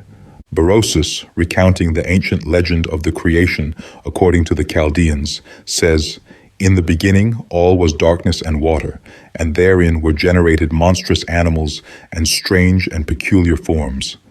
A woman ruleth them all. Her name in Chaldee is Thalith, in Greek Thalassa, the sea, that is in Maya Thalak, a thing without steadiness." Genesis recounts that, "In the beginning the earth was without form and void, and darkness was upon the face of the deep, and the Spirit of God moved upon the face of the water. And God said, Let there be light, and there was light." In Primander, that modern critics consider the most ancient and authentic of the first philosophical books of Egypt, attributed to Hermes Trismegistus, in the dialogue between Thoth and Primander, the supreme intelligence, we read these words of Thoth. "I had then before my eyes a most prodigious spectacle. All things had resolved themselves into light. A marvelous, pleasing, and seducing sight it was to contemplate. It filled me with delight. After a while, a horrid shadow, which ended in oblique folds and assumed a humid nature, agitated itself with terrific noise. From it escaped smoke with uproar, and a voice was heard above the din. It seemed as the voice of the light, and the verb came forth from that voice of light. That verb was carried upon the humid principle. Out of it came forth the fire pure and light, and rising it was lost in the air that spirit-like occupies the intermediate space between the water and the fire. The earth and the water were so mixed that the surface of the earth covered by the water appeared nowhere." And in what are termed the modern Hermetic books, the origin of things is thus explained. The principle of all things existing is God, and the intellect, and nature, and matter, and energy, and fate, and conclusion, and renovation. For there were boundless darkness in the abyss, and water, and a subtle spirit, intellectual in power, existing in chaos, but the holy light broke forth, and the elements were produced from among the sand of a watery essence. In the Popol Vuh, the sacred book of the Quiches, we read, "This is the recital of how everything was without life, calm and silent, all was motionless and quiet. Void was the immensity of the heavens. The face of the earth did not manifest itself yet. Only the tranquil sea was, and the space of the heavens. All was immobility and silence in the darkness, in the night. Only the Creator, the Maker, the Dominator, the serpent covered with feathers, they who engender, they who create, were on the waters as an ever-increasing light. They are surrounded by green and blue. Their name is Gukumats. We have already said how the Maya sages have taken care to perpetuate their cosmogonical conceptions by causing the narrative of the creation to be carved in high relief over the doorway of the east facade of the palace at Chichen Itza, and that these conceptions were identical with those of the Hindus and the Egyptians. It cannot be argued that this identity of ideas about the origin of things, arrived at by the wise men of India, Egypt, and Mayaks, and expressed in as nearly the same words as the genius of the vernacular of these various countries admits, is purely accidental, or that they have arrived separately at the same conclusions on the subject without communicating one with the other. The notion and its explanation must have originated with one and been taught to the others, just as our modern scientific discoveries or religious beliefs are carried from country to country, even the most remote, and made known to their inhabitants. What should we think of the man who would pretend that the railway, electric telegraph, and many other of the latest inventions, instead of having originated in one particular country, nay, more, in the brain of a particular man, have sprung simultaneously among all the various nations which make use of them? Oh, would not that man be regarded as a born idiot or a fit subject for a lunatic asylum? We can easily understand how these cosmogonical notions have passed from the Egyptians to the Chaldees or to the Hindus or vice versa. But who brought them to the lands of the West, and when? Who can say they did not arise among the inhabitants of the Western continent, and were not conveyed by them to the other nations? In my work, The Monuments of Mayaks, I have shown how the legends accompanying the images of several of the Egyptian deities, when interpreted by means of the Maya language, point directly to Mayaks as the birthplace of the Egyptian civilization. How the ancient Maya hieratic alphabet, discovered by me, is as near alike to the ancient hieratic alphabet of the Egyptians as two alphabets can possibly be, forcing upon us the conclusion that the Mayas and the Egyptians either learned the art of writing from the same masters, or that the Egyptians learned it from the Mayas. There is every reason to believe that the cosmogonical conceptions so widely spread originated with the Mayas and were communicated by them to all the other nations among which we find their name. An analysis of the tableau of creation carved on the facade of the palace at Chichen Itza cannot fail, therefore, to prove interesting. In it, we shall find a proof of the scientific attainments of its designers, and also the reason why the serpent came to be worshipped all over the earth. The philosophers of Mayaks must have known that the waters cover the greatest part of the globe, about 3/5, and that water being a combination of gases, oxygen and hydrogen, the most subtile of fluids, must have been the first form of matter produced. This is why on each side and on the top of the tableau they place the symbol of water, taking care to leave without it at the upper part a portion equal to 2/5 of its length. In the midst of the waters they represented the figure of an egg, that is a germ. Why an egg and not any other seed? Is it because their study of physiology had made them acquainted with the fact that no being exists on earth but that is born from an egg? They represented the egg emitting rays, the rays of the light into which, says Thoth, all things resolve themselves. That, says the Quiche, author of the Popol Vuh, appeared on the water as an increasing brightness that bathed the Creator, the feathered serpent, the Kneph, as the Egyptians would name it, in green and azure. It is well to notice that the symbols of water terminate with the head of serpents, because they compared the waves of the ocean to the undulations of the serpent's body while in motion. For this reason, the Mayas named the sea Kana, the great, the powerful serpent, and in the Troano MS, the sea is always designated by a serpent's head. This explains why the Quiches, the Mayas, the Egyptians, the Hindus represented the world, and, by extension, the maker of it as a serpent. Thus it is that they placed a serpent within the egg, behind the Creator, to indicate that this symbol is the totem of the ancestor of all beings. And here we have one of the origins of the serpent worship that is, the adoration of the Creator.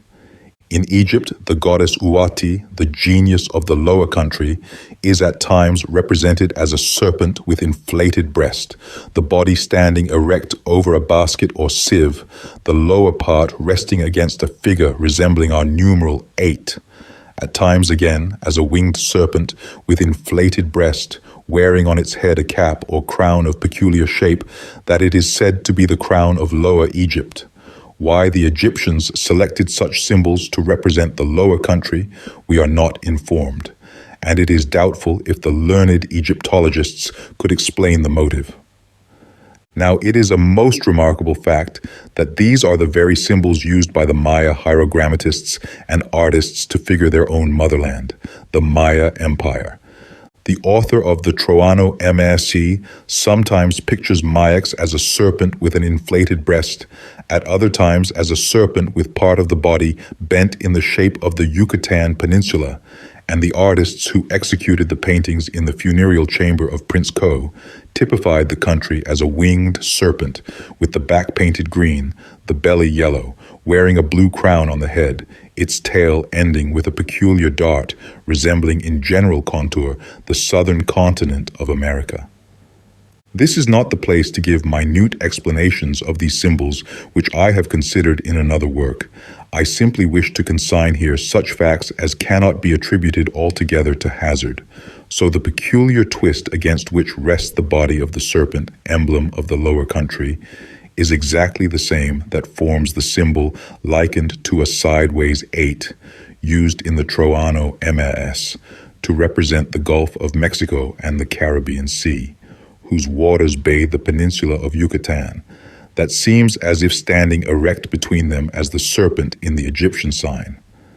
As to the sieve, it is called, by the natives of that country, Mayab. Mayab was, in past ages, one of the names of the peninsula. The crown of Lower Egypt is precisely that worn by certain chieftains, whose portraits we see in the bas-reliefs at Chichen Itza.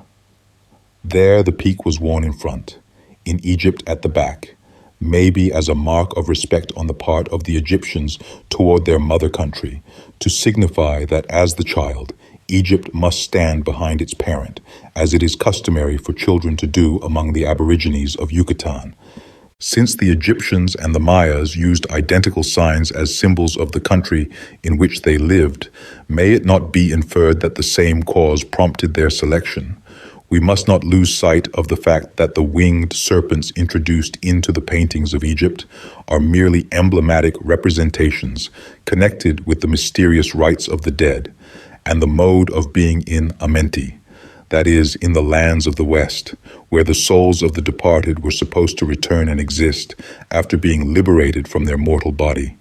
In early days, Uati or Mati, the country of Mayaks, was one of the divinities, worshipped by the settlers on the banks of the Nile, and the asp, not any other snake, played a conspicuous part in the religious mysteries, and was universally honored.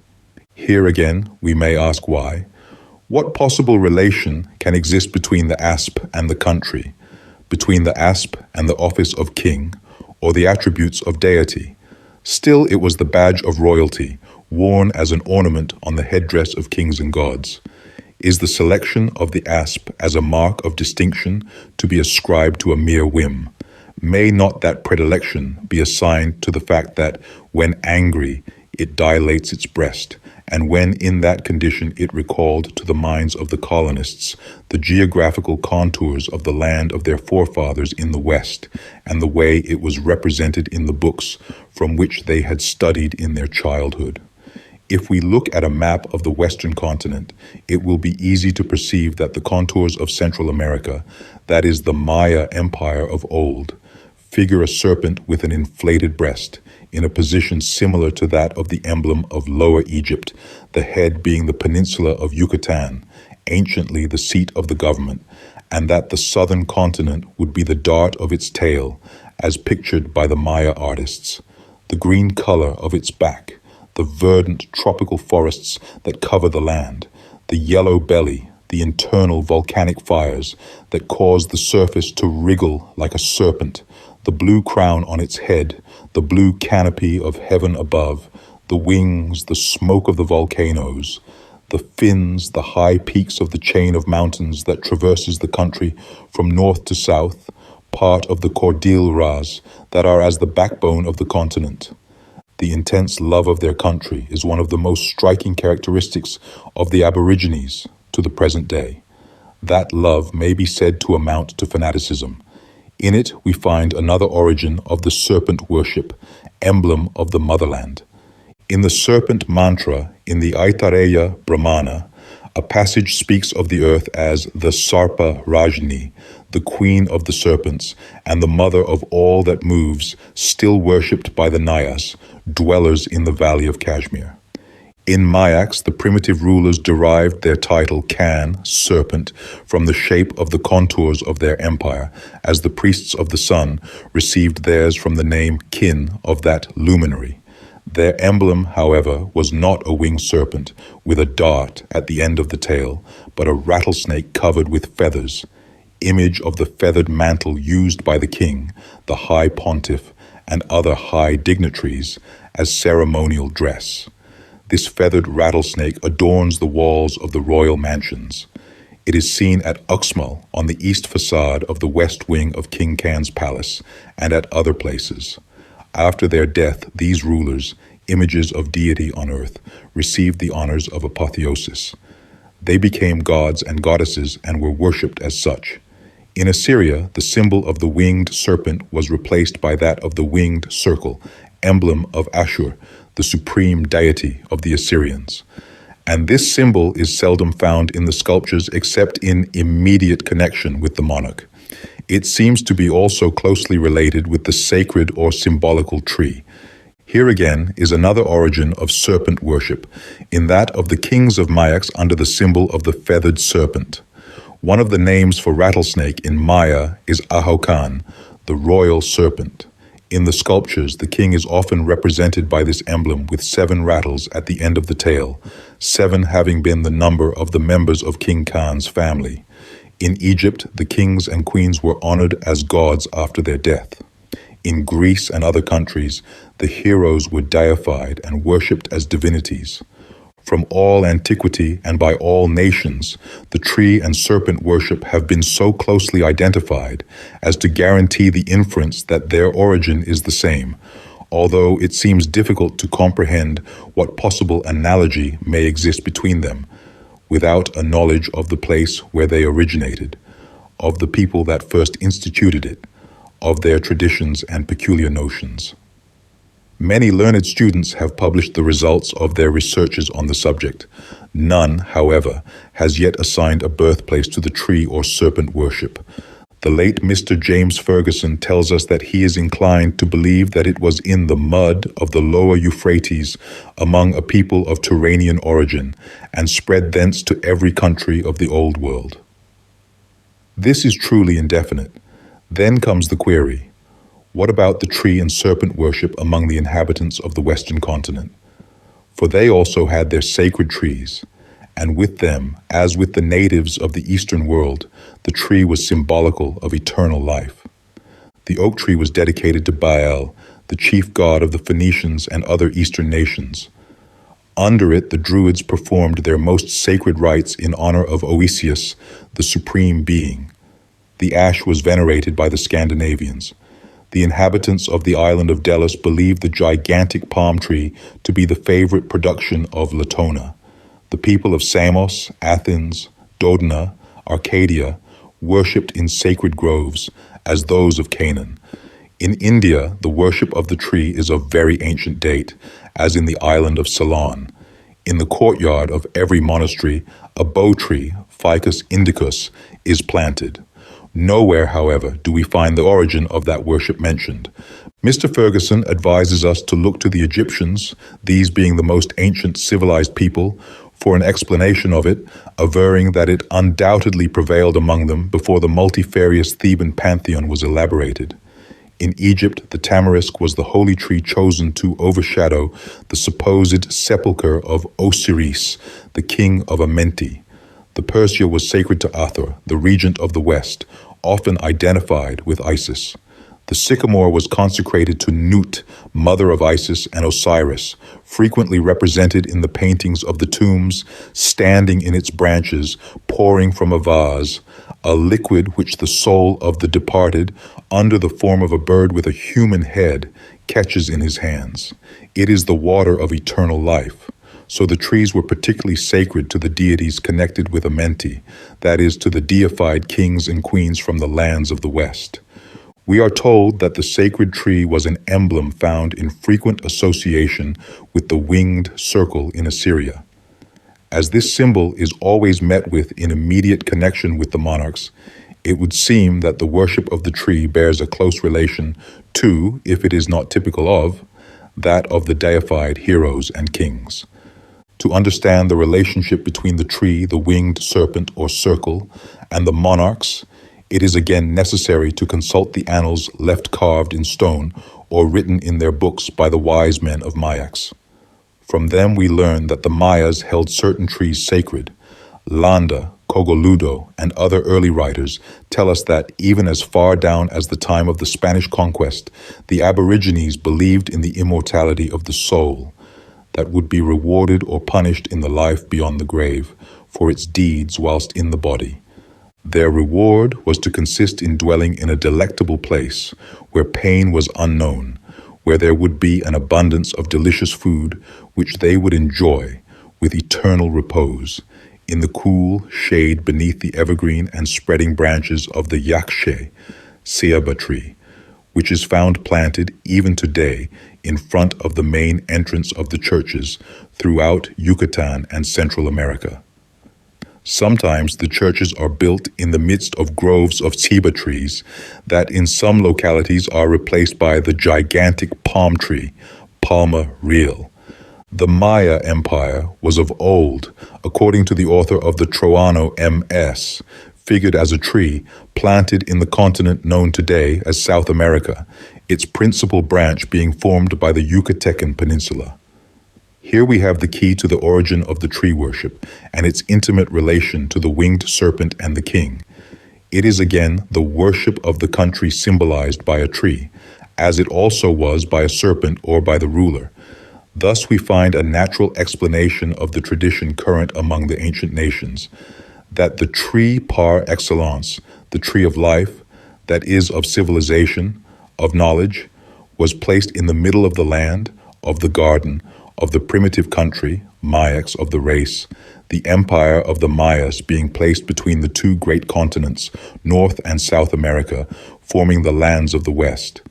This relation of the tree, the serpent, and the country in the middle of the world is confirmed by the Chinese writers, commentators on the Chongqing, one of the most ancient literary monuments of China.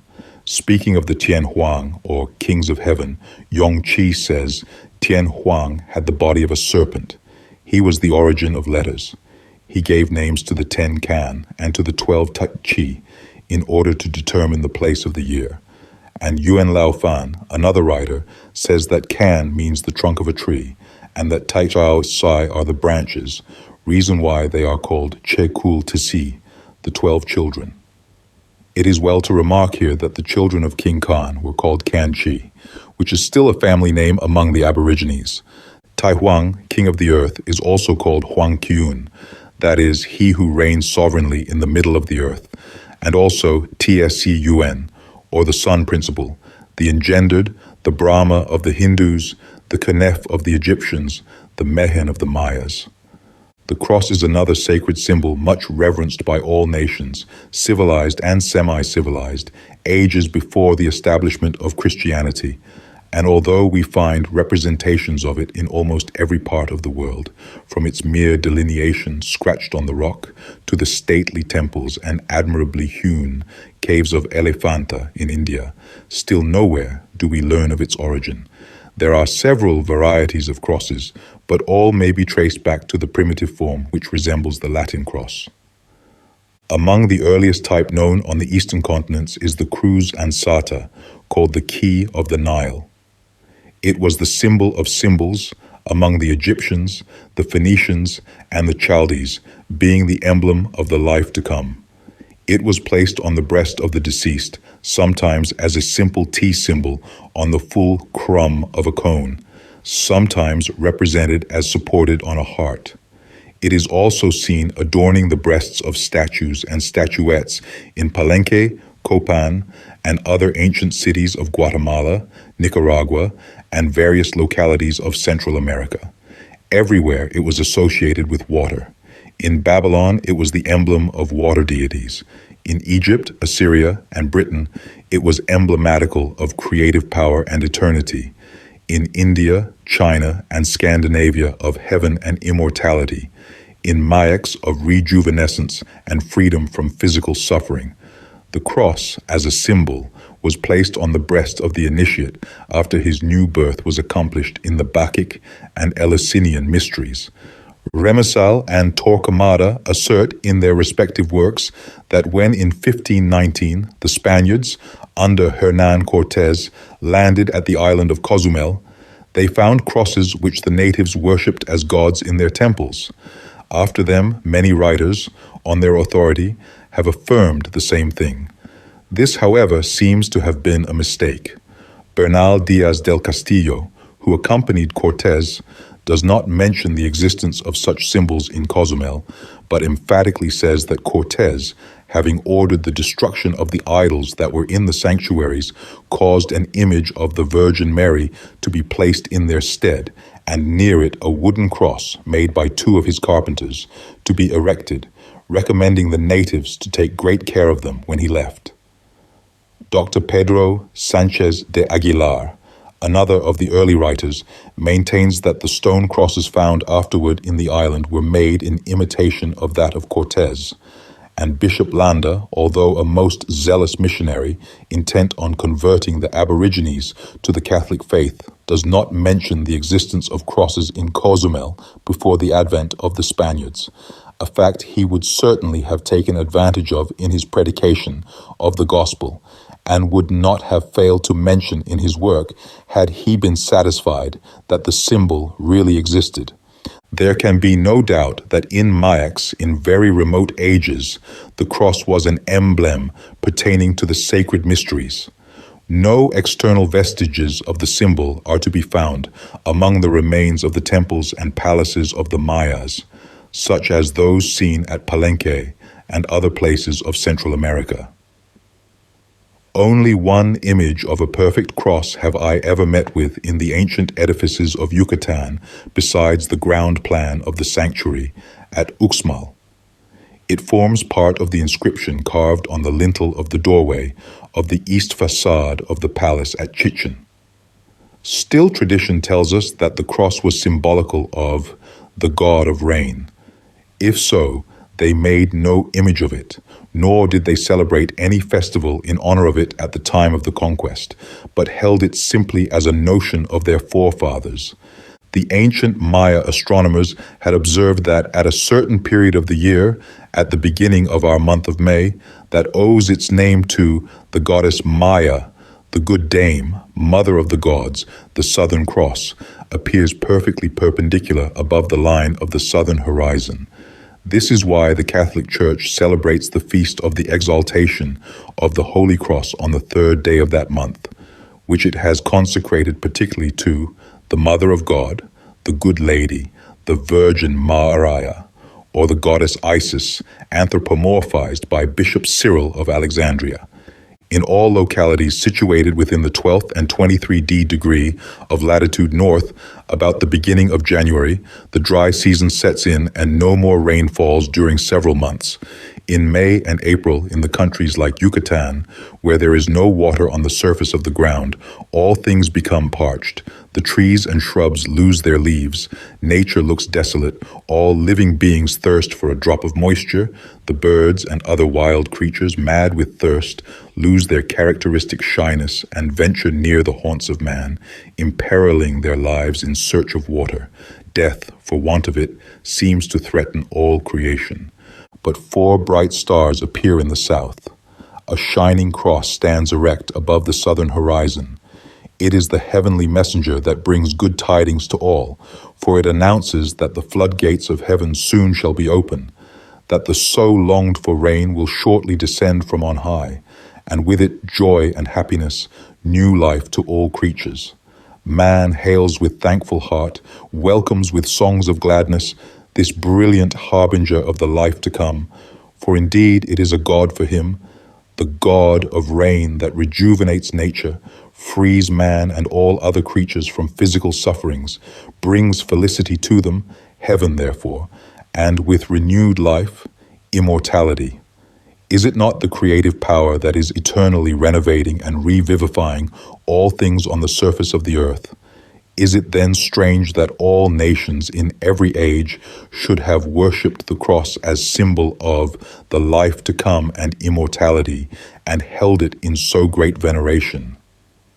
It must be remembered that all the civilized nations in the lands of the West and in the Eastern continent dwelt in latitudes where the constellation known as the Southern Cross is visible during the month of May, and that the first showers soon follow its apparition above the horizon. From these, of course, it was transmitted to the others further north that accepted the symbol without understanding its meaning, and in after times many speculations have been indulged in concerning its origin. But the unsophisticated natives in the midst of their forests today rejoice at the sight of the Southern Cross and prepare to sow their fields. The origin and meaning of the mystical T symbol, that symbol of hidden wisdom, as it has been denominated by scholars of our days, found on all Egyptian monuments, in the temples, in the hands of the gods, in the tombs, on the breast of the mummies, also met with in the ancient edifices of Mayaks, and on the statues and altars in the temples at Palenque, has given rise to many speculations on the part of modern savants. They have not reached yet any conclusion, although its name, Te-yu, says plainly that it is nothing more or less than a representation of the god of rain, the Southern Cross. Effectively, Tao is a Maya word composed of the three primitives Tai, here, Aforha, water, and Yu month, which translated freely means this is the month for water, hence for the resurrection of nature, for the new life to come. The complex form of the mystical T symbol, which is formed of a cone with two arms extending, one each side, and an oval placed immediately above them, has been denominated by the Egyptologists Cruz Ansata. It is not of Egyptian origin. It has its prototype in the conoidal pillar, surmounted by a sphere, used by the Babylonians as symbol of life and death, death being but the beginning or nursery of life. This emblem was only a reminiscence of the Yache, the sacred tree of the Mayas, under the roots of which the natives assert is always to be found a source of pure cold water. The trunk of the Yache, from the foot to the top, forms a perfect cone from which the main branches shoot in an horizontal direction. Its leafy top, seen from a distance, presents the appearance of a half-sphere of verdure. The cone, the Tao, and the Cruz Ansata were for those initiated to the mysteries the same symbol, emblematical of deity, of the life to come, of the dual powers, of fertility. The Mayas and other peoples of Central America, in the sculptures or paintings, always represented their sacred trees with two branches shooting horizontally from the top of the trunk, thus presenting the appearance of a cross or Tao.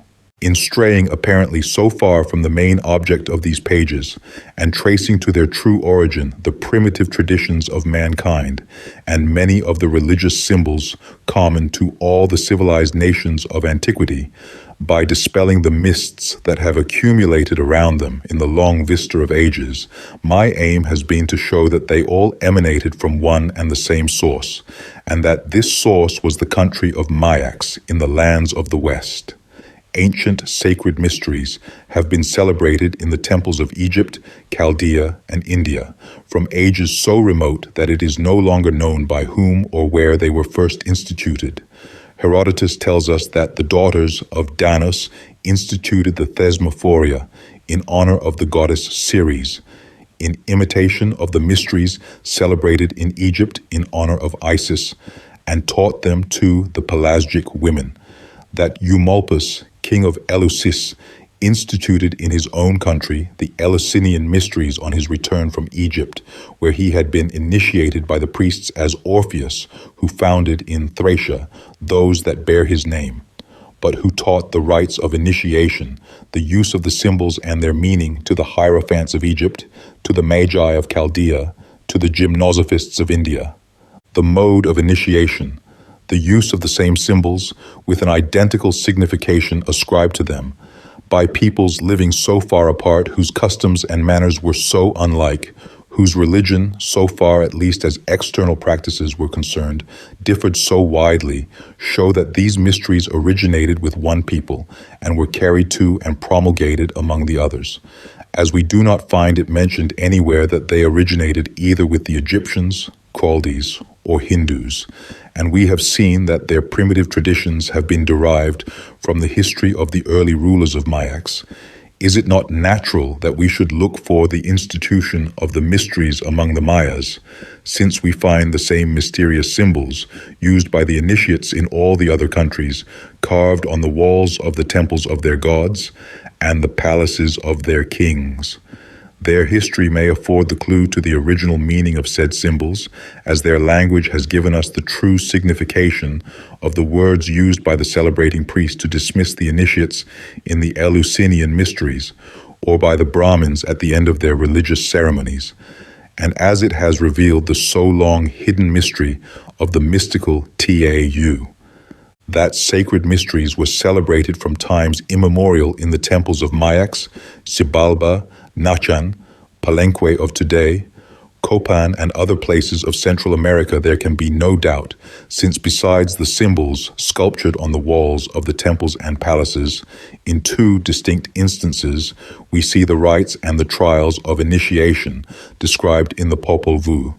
And as these rites and trials were identical with those to which the applicants to initiation in the mysteries of Egypt, Greece, Chaldea, and India were subjected, we are justified in seeking in Mayaks for the causes that may have induced the founders of the sacred mysteries to select the odd numbers 3, 5, and 7 instead of the even 2, 4, and 6 for mystic numbers.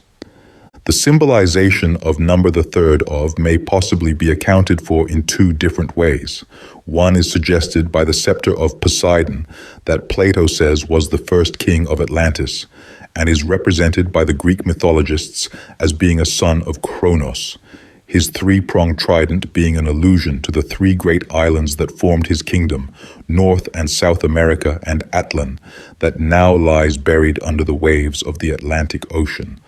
The emblem placed in the hands of Vul, the god of the atmosphere in the Chaldean mythology, found also in those of the Hindu gods, may likewise represent the three worlds or great regions that the Egyptian and Maya hierogrammatists designed by the crown character in the hieroglyph for the name of the lands of the West, which the latter also figured as the sacred tree with three branches, a simile of which we find in Scandinavia, in the three roots of the sacred ash, Yggdrasil, mystic world tree, and the three heavens, and the three worlds whose destruction by water was prophesied by Vishnu.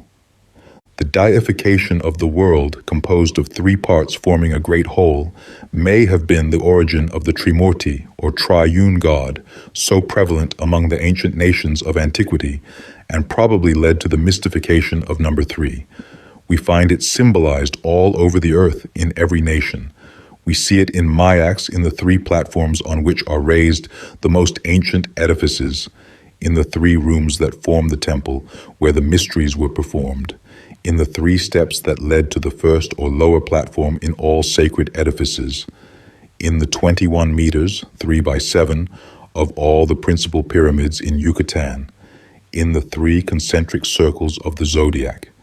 We meet with it constantly in India, in the Vyaritis, or three sacred words, the three ornaments, or saranas, the three principal classes, the three ways of salvation, the three fetters of the soul, or gunas, the three eyes in Siva's forehead, the three strands of the sacred cord worn by the initiates of the three principal classes, the three letters of the sacred word Aum, in Egypt the three-thonged flagellum of Osiris, the triple phallus carried in procession at the festival of the Pamela in honor of the birth of Osiris, and also the triads, as likewise in Chaldea. Another way of accounting for the mystification of number 3 is by taking heed of the indications of Orpheus, Plato, Proclus, and the other Greek philosophers who had been admitted to the participation of the secrets communicated in the mysteries to those worthy of being entrusted with them. They tell us that the 3 intellects of the demiurgos of the triple deity were 3 kings. The author of the Troano MS Paus relates at some length the history of the 3 sons of King Khan, and of the troubles that arose among them when, after the death of their father, the reins of the government fell into their hands. Of that fact, a faint tradition, very much distorted, seems to have still existed among the aborigines of Central America at the time of the Spanish conquest, for Bishop Landa states that it was said that once upon a time 3 lords, brothers, governed the country together. Those 3 brothers, sons of King Khan, are realities, personages who have certainly lived a mundane existence, since we not only have their portraits, their weapons, and their ornaments, but also their mortal remains. They recall vividly the 3 sons of Adam, the 3 sons of Seb, and the 3 sons of Kronos. The author of the Troano MS informs us that the members of the family of King Khan were deified after their death and worshipped in temples, the ruins of which still exist buried in the depths of the forests of Yucatan under a shroud of verdure. It is not at all improbable that K, the elder brother and high pontiff, having instituted with his father the sacred mysteries, took as symbol of the various degrees into which they divided them, the number of the members of their family, in order to perpetuate their name and history through the coming ages. This explanation seems the more plausible if we remember that Eusebius tells us that the Egyptians represented the supreme deity under the shape of a serpent, Kanhel, that was as superior to the triads as the father is to his children in whom he rejoices. Numero Deus impare gaudet. In this connection, the 3 Huangti of Chinese mythological times might also be mentioned. They too had the shape of serpents. Among the ancient civilized nations of the eastern continents, number 5 was also considered mystic. Frequent mention is made of it in their sacred books. In China, it occupies a conspicuous place among the celestial or perfect numbers, as 1, 3, 5, 7, 9 are called in the Weiqing or canonical Book of Changes, a very ancient work so highly esteemed by the wise philosopher Confucius, Kong Fu-Tzu, that he was seldom seen without it. There we read of the 5 elements, water, fire, wood, metal, and earth, of the 5 kinds of grain, of the 5 colors black, red, green, or blue, yellow, and white, of the 5 tastes, salt, bitter, sour, acid, and sweet, of the 5 tones in music, of the 5 relations of life between men, those between a king and its ministers, a father and his children, a husband and his wife, elder and younger brothers, and between friends, of the 5 virtues, philanthropy, uprightness, decorum, prudence, fidelity, of the 5 organs of the body, kidneys, heart, liver, lungs, and spleen, of the 5 Chang-Ti, or elementary generations, of the 5 parts that form the heavens, of the 5 seasons of the year, of the 5 genii that govern the 5 elements, of the 5 principal mountains of the empire, of the 5 tutelary mountains. In India, number 5 is also very prevalent in things pertaining particularly to psychological conceptions or religious observances. So they speak of the 5 organs of intelligence, by means of which the external objects are perceived, of the 5 organs of action, the 5 elements, the 5 great oblations, of the 5 great sacrifices, the 5 great fires, etc. In Mayaks, it was likewise a mystic number, since we find this symbol, which looks like the 5 points of a dice, carved at each end of the southern apartment in the edifice consecrated to the celebration of the sacred mysteries. It appears in the number of steps leading from the courtyards or terraces to the principal apartments in the House of the Governor, the Palace of King Khan, and other edifices at Uxmal and in other buildings. It is the number particularly set apart for the second of the three platforms that compose the base on which all the ancient temples and palaces of the Mayas are raised. In the rites of modern Freemasonry, it is still the sacred number related to the second degree.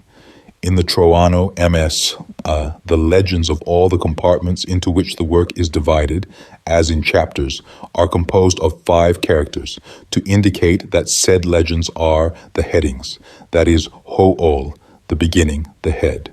This number may have become sacred in the mysteries among the Mayas, in remembrance of the number of the children of King Khan.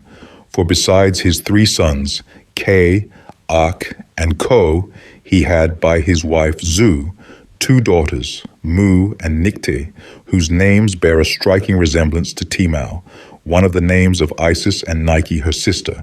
So King Khan, by his wife Zo, had 5 children, just as Seb had by his wife Nut in Egypt, these being Aroeris, Set, Osiris, Isis, and Nike.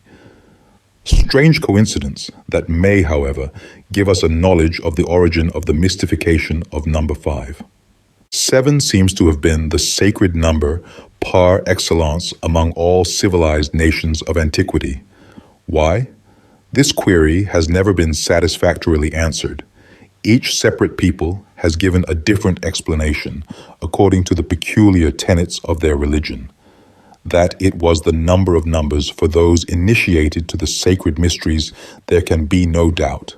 Pythagoras, who had borrowed his ideas on numbers from the Egyptians, calls it the vehicle of life, containing body and soul, since it is formed of a quaternary, that is, wisdom and intellect, and a trinity or action and matter.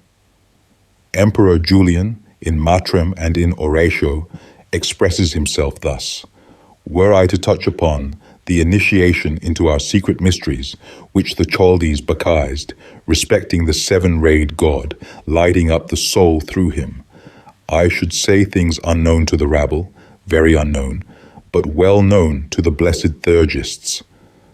Whatever that knowledge may have been, and their esoteric explanation of the cause of the mystification of number 7 can only be surmised today, but it is not improbable that it was to be found in some event in the early history of the race whose traditions we find scattered broadcast over the earth.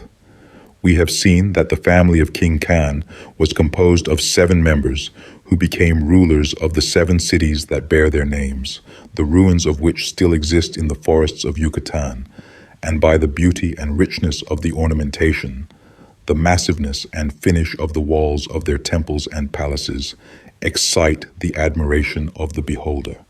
These personages, deified after their death, have been worshipped in various countries and are yet in some under different names.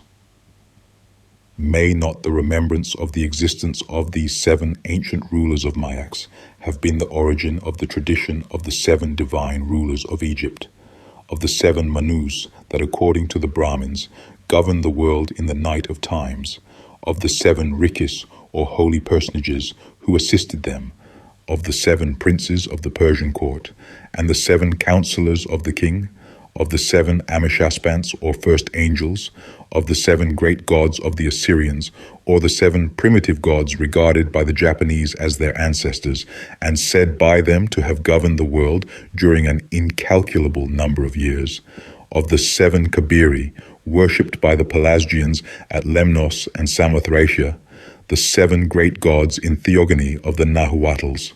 Do we not see a simile of the Akchapat, or 7-headed serpent of the Mayas, totem of their 7 primitive rulers, that is of the 7 members of King Khan's family, in the 7-headed heavenly serpent on which rests Vishnu, the Indian creator, that corresponds to the Egyptian Kinef, or the Mehen, Kanhel, of the Mayas, or in the 7 serpents that form the crown of Siva, or again in the 7-rayed god Heptactis, of which the Emperor Julian was so reluctant to speak. It would seem that the duration of certain religious festivals was fixed to commemorate the existence on earth of these 7 primitive gods or rulers, the tradition of which we find in all countries where we meet with vestiges of the Mayas. So we see the 7 days of the festival of the Eleusinian mysteries, the 7 days of the festival in honor of the bull Apis, a symbol of Osiris, the 7 days of the Feast of the Tabernacles. The septenary system was also adopted for the same purpose, no doubt, in Mayax, since we find the 7 cities dedicated to each of the members of King Khan's family, the 7 pyramids that adorned the city of Uxmal, the 7 turrets that ornamented the south facade of the north wing of King Khan's palace at Uxmal, each turret inscribed with the name of one of the members of his family, those dedicated to the females being on the east end of the wing. The 7 gradients into which is divided the third or uppermost of the 3 platforms that serve as a substructure to the temples and palaces. The 7 superposed gradients forming all the pyramids, calling to mind the 7 terraces of the Temple of the 7 Lights at Borsippa, the most perfect form of Chaldea temple tower, and the pyramid degrees at Saqqara, although in this Egyptian pyramid the gradients are more numerous. The 7 rooms built on the west side of the conical mound that supports the temple in which the mysteries were performed at Uxmal, each room again being dedicated to one of the members of King Khan's family, the bust of the person to whom it was consecrated being affixed over the doorway. The 7 courses of the stones used in the construction of the walls and of the triangular arches that form the ceilings of the rooms. The same system prevails in the arrangement of the Grand Gallery in the center of the Great Pyramid at Gizeh in Egypt. In that monument, as in all the antique edifices of Mayax, the proportional scale followed by the architects in the drawing of their plans is in accordance with the numbers 3, 5, 7, and their multiples.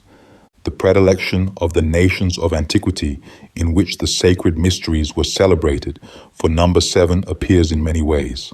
The 7 days that the rainfall that produced the deluge lasted, according to the Chaldeans, is reproduced in the 7 days of the prophecy of the deluge by Vishnu to Satyravata, as we read of it in the Bhagavata Purana, and the 7 days of the prophecy of the same event, made by the Lord to Noah, according to Genesis. On account of the 7 days of rainfall, the Babylonian priests used 7 vases in the sacrifices, and in the hierarchy of Mazdaism, the 7 maruts, or genii of the winds, the 7 rounds of the ladder in the cave of Mithra. The Aryans had the 7 horses that drew the chariot of the sun, the 7 apris, or shapes of the flame, the 7 rays of Agni, the 7 steps of Buddha at his birth. The Egyptians had divided their nation into 7 classes, the week into 7 days. According to them, the creation was completed in 7 days. Among the Hebrews, we find the 7 lamps of the ark, and of Zacharias' vision, the 7 branches of the golden candlestick, the 7 days of the feast of the dedication of the temple, the 7 years of plenty, and the 7 years of famine. In the Christian dispensation, the 7 churches with the 7 angels at their head, the 7 golden candlesticks, the 7 heads of the beast that rose from the sea, the 7 seals of the book, the 7 trumpets of the angels, the 7 vials full of the wrath of God, the 7 last plagues of Apocalypse. In Greek mythology, the 7 heads of the Hydra killed by Hercules, the 7 islands sacred to Proserpine, mentioned by Proclus. The prevalence of 7 as a mystic number among the inhabitants of the Western continent is not less remarkable. It frequently occurs in the Popol Vuh. We find it besides in the 7 families said by Sahagun and Clavigero to have accompanied the mystical personage named Wotan, the reputed founder of the great city of Nakhon, identified by some with Palenque, in the 7 caves from which the ancestors of the Nahuatls are reported to have emerged. In the 7 cities of Cibola, described by Coronado and Nizza, the site of which has been accurately fixed by Mr. Frank Cushing in the immediate neighborhood of the village of Zuni, in the 7 Antilles, in the 7 heroes, who, we are told, escaped the deluge. Can it be maintained that this acceptation of 7 as a mystic number by nations so heterogeneous and living so far apart, and from the remotest ages, is purely accidental? The origin of its mystification has never been explained. It has been transmitted to us by our predecessors, who themselves had accepted it from theirs, without knowing why it was made the sacred number of the 3rd degree in the rites of initiation into Freemasonry. True, in receiving the degree, the initiated are told the esoteric meaning attached to it in modern times, but this meaning does not give the origin of its mystification. In fact, it is an invention of our days. That it was the sacred number of the highest degree of the sacred mysteries in Mayax is evident. We have seen that 3 was the number of the male children of King Khan, 5 that of his sons and daughters, 7 was consequently that of the members of the whole family. It is not therefore improbable that to commemorate that fact, 7 was made the sacred number of the 3rd degree of their sacred mysteries, and that this was the origin of its mystification. In these pages, I have presented, without commentaries, a few of the facts that 12 years researches among the ruins of the antique temples and palaces of the Mayas, a knowledge of their language, still spoken by their descendants, and in some places, as in the vicinity of Peten, in all its pristine purity, the deciphering of certain mural inscriptions, the study of the sacred book of the Quiches, and the interpretation of passages in the Troano, MS, have disclosed to me concerning the history, civilization, cosmogonical conceptions, religious tenets, and practices of the ancient inhabitants of Yucatan. It is for you, reader, to judge if such facts are worthy your consideration, and of the truthfulness of my assertion that a knowledge of the history of the primitive dwellers in these lands of the West will help to raise the veil that has covered during so many centuries the origin of the first traditions of mankind. Although in the first annual report of the Executive Committee of the Archaeological Institute of America, we read that the study of American archaeology relates indeed to the monuments of a race that never attained to a high degree of civilization and that has left no trustworthy records of continuous history. It was a race whose intelligence was for the most part of a low order, whose sentiments and emotions were confined within a narrow range, and whose imagination was never quickened to find expression of itself in poetic or artistic forms of beauty. From what it was or what it did, nothing is to be learned that has any direct bearing on the progress of civilization. With all due respect for the learning of the gentlemen who have attached their names to so astounding an assertion, I beg to differ from their opinion expressed so emphatically. I differ because I have seen and photographed the constructions left by the mighty races that have preceded us on this continent. They have not. Because I have studied for years in situ these monuments that attest to the high civilization of their builders. They have not. Because I have learned the language in which they have consigned part at least of their history in inscriptions carved on stones, and read some of said inscriptions. They have not. Indeed, on this continent, not far from New Orleans, exist the relics of past generations which are as interesting, if not more so, as those of Egypt, Babylonia, Greece, and Italy, as deserving the attention of all students of archaeology, of history, of ethnology, and philology. It is time yet to save from utter destruction the last records of ancient American history that are crumbling every day more and more, and are being destroyed by the hand of ignorance and cupidity.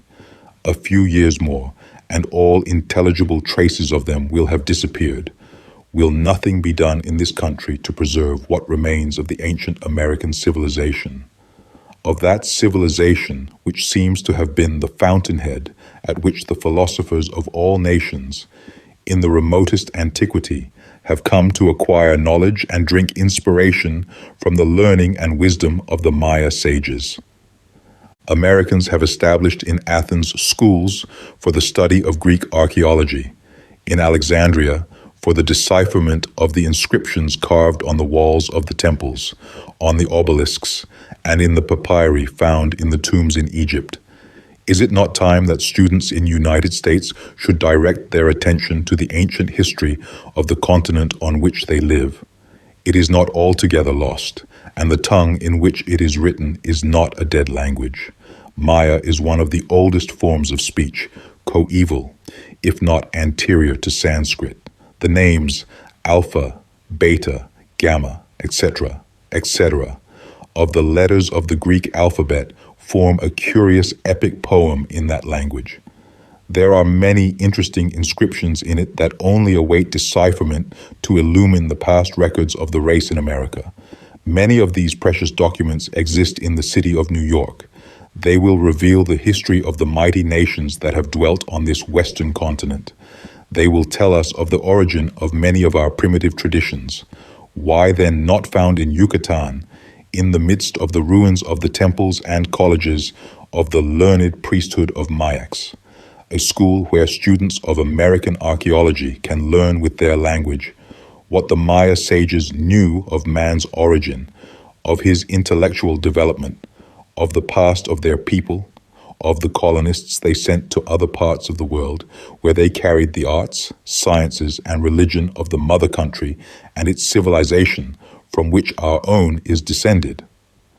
After 12 years of incessant labors and great hardships, unaided by any government or scientific society, having to encounter opposition and surmount countless difficulties placed maliciously in our way by those whose duty it should have been to afford us all protection, robbed of our fines by the Mexican government, which has even refused to indemnify us for the money expended in making these discoveries, Mrs. LePlongeon and myself, after saving from destruction many important documents and relics, have at last found a key that will unlock the door of that chamber of mysteries. Shall it be allowed to remain closed much longer? We have lifted in part at least the veil that has hung so long over the history of mankind in America in remote ages. Shall it be allowed to fall again? Will no efforts be made by American students, by men of wealth and leisure in the United States, to remove it altogether?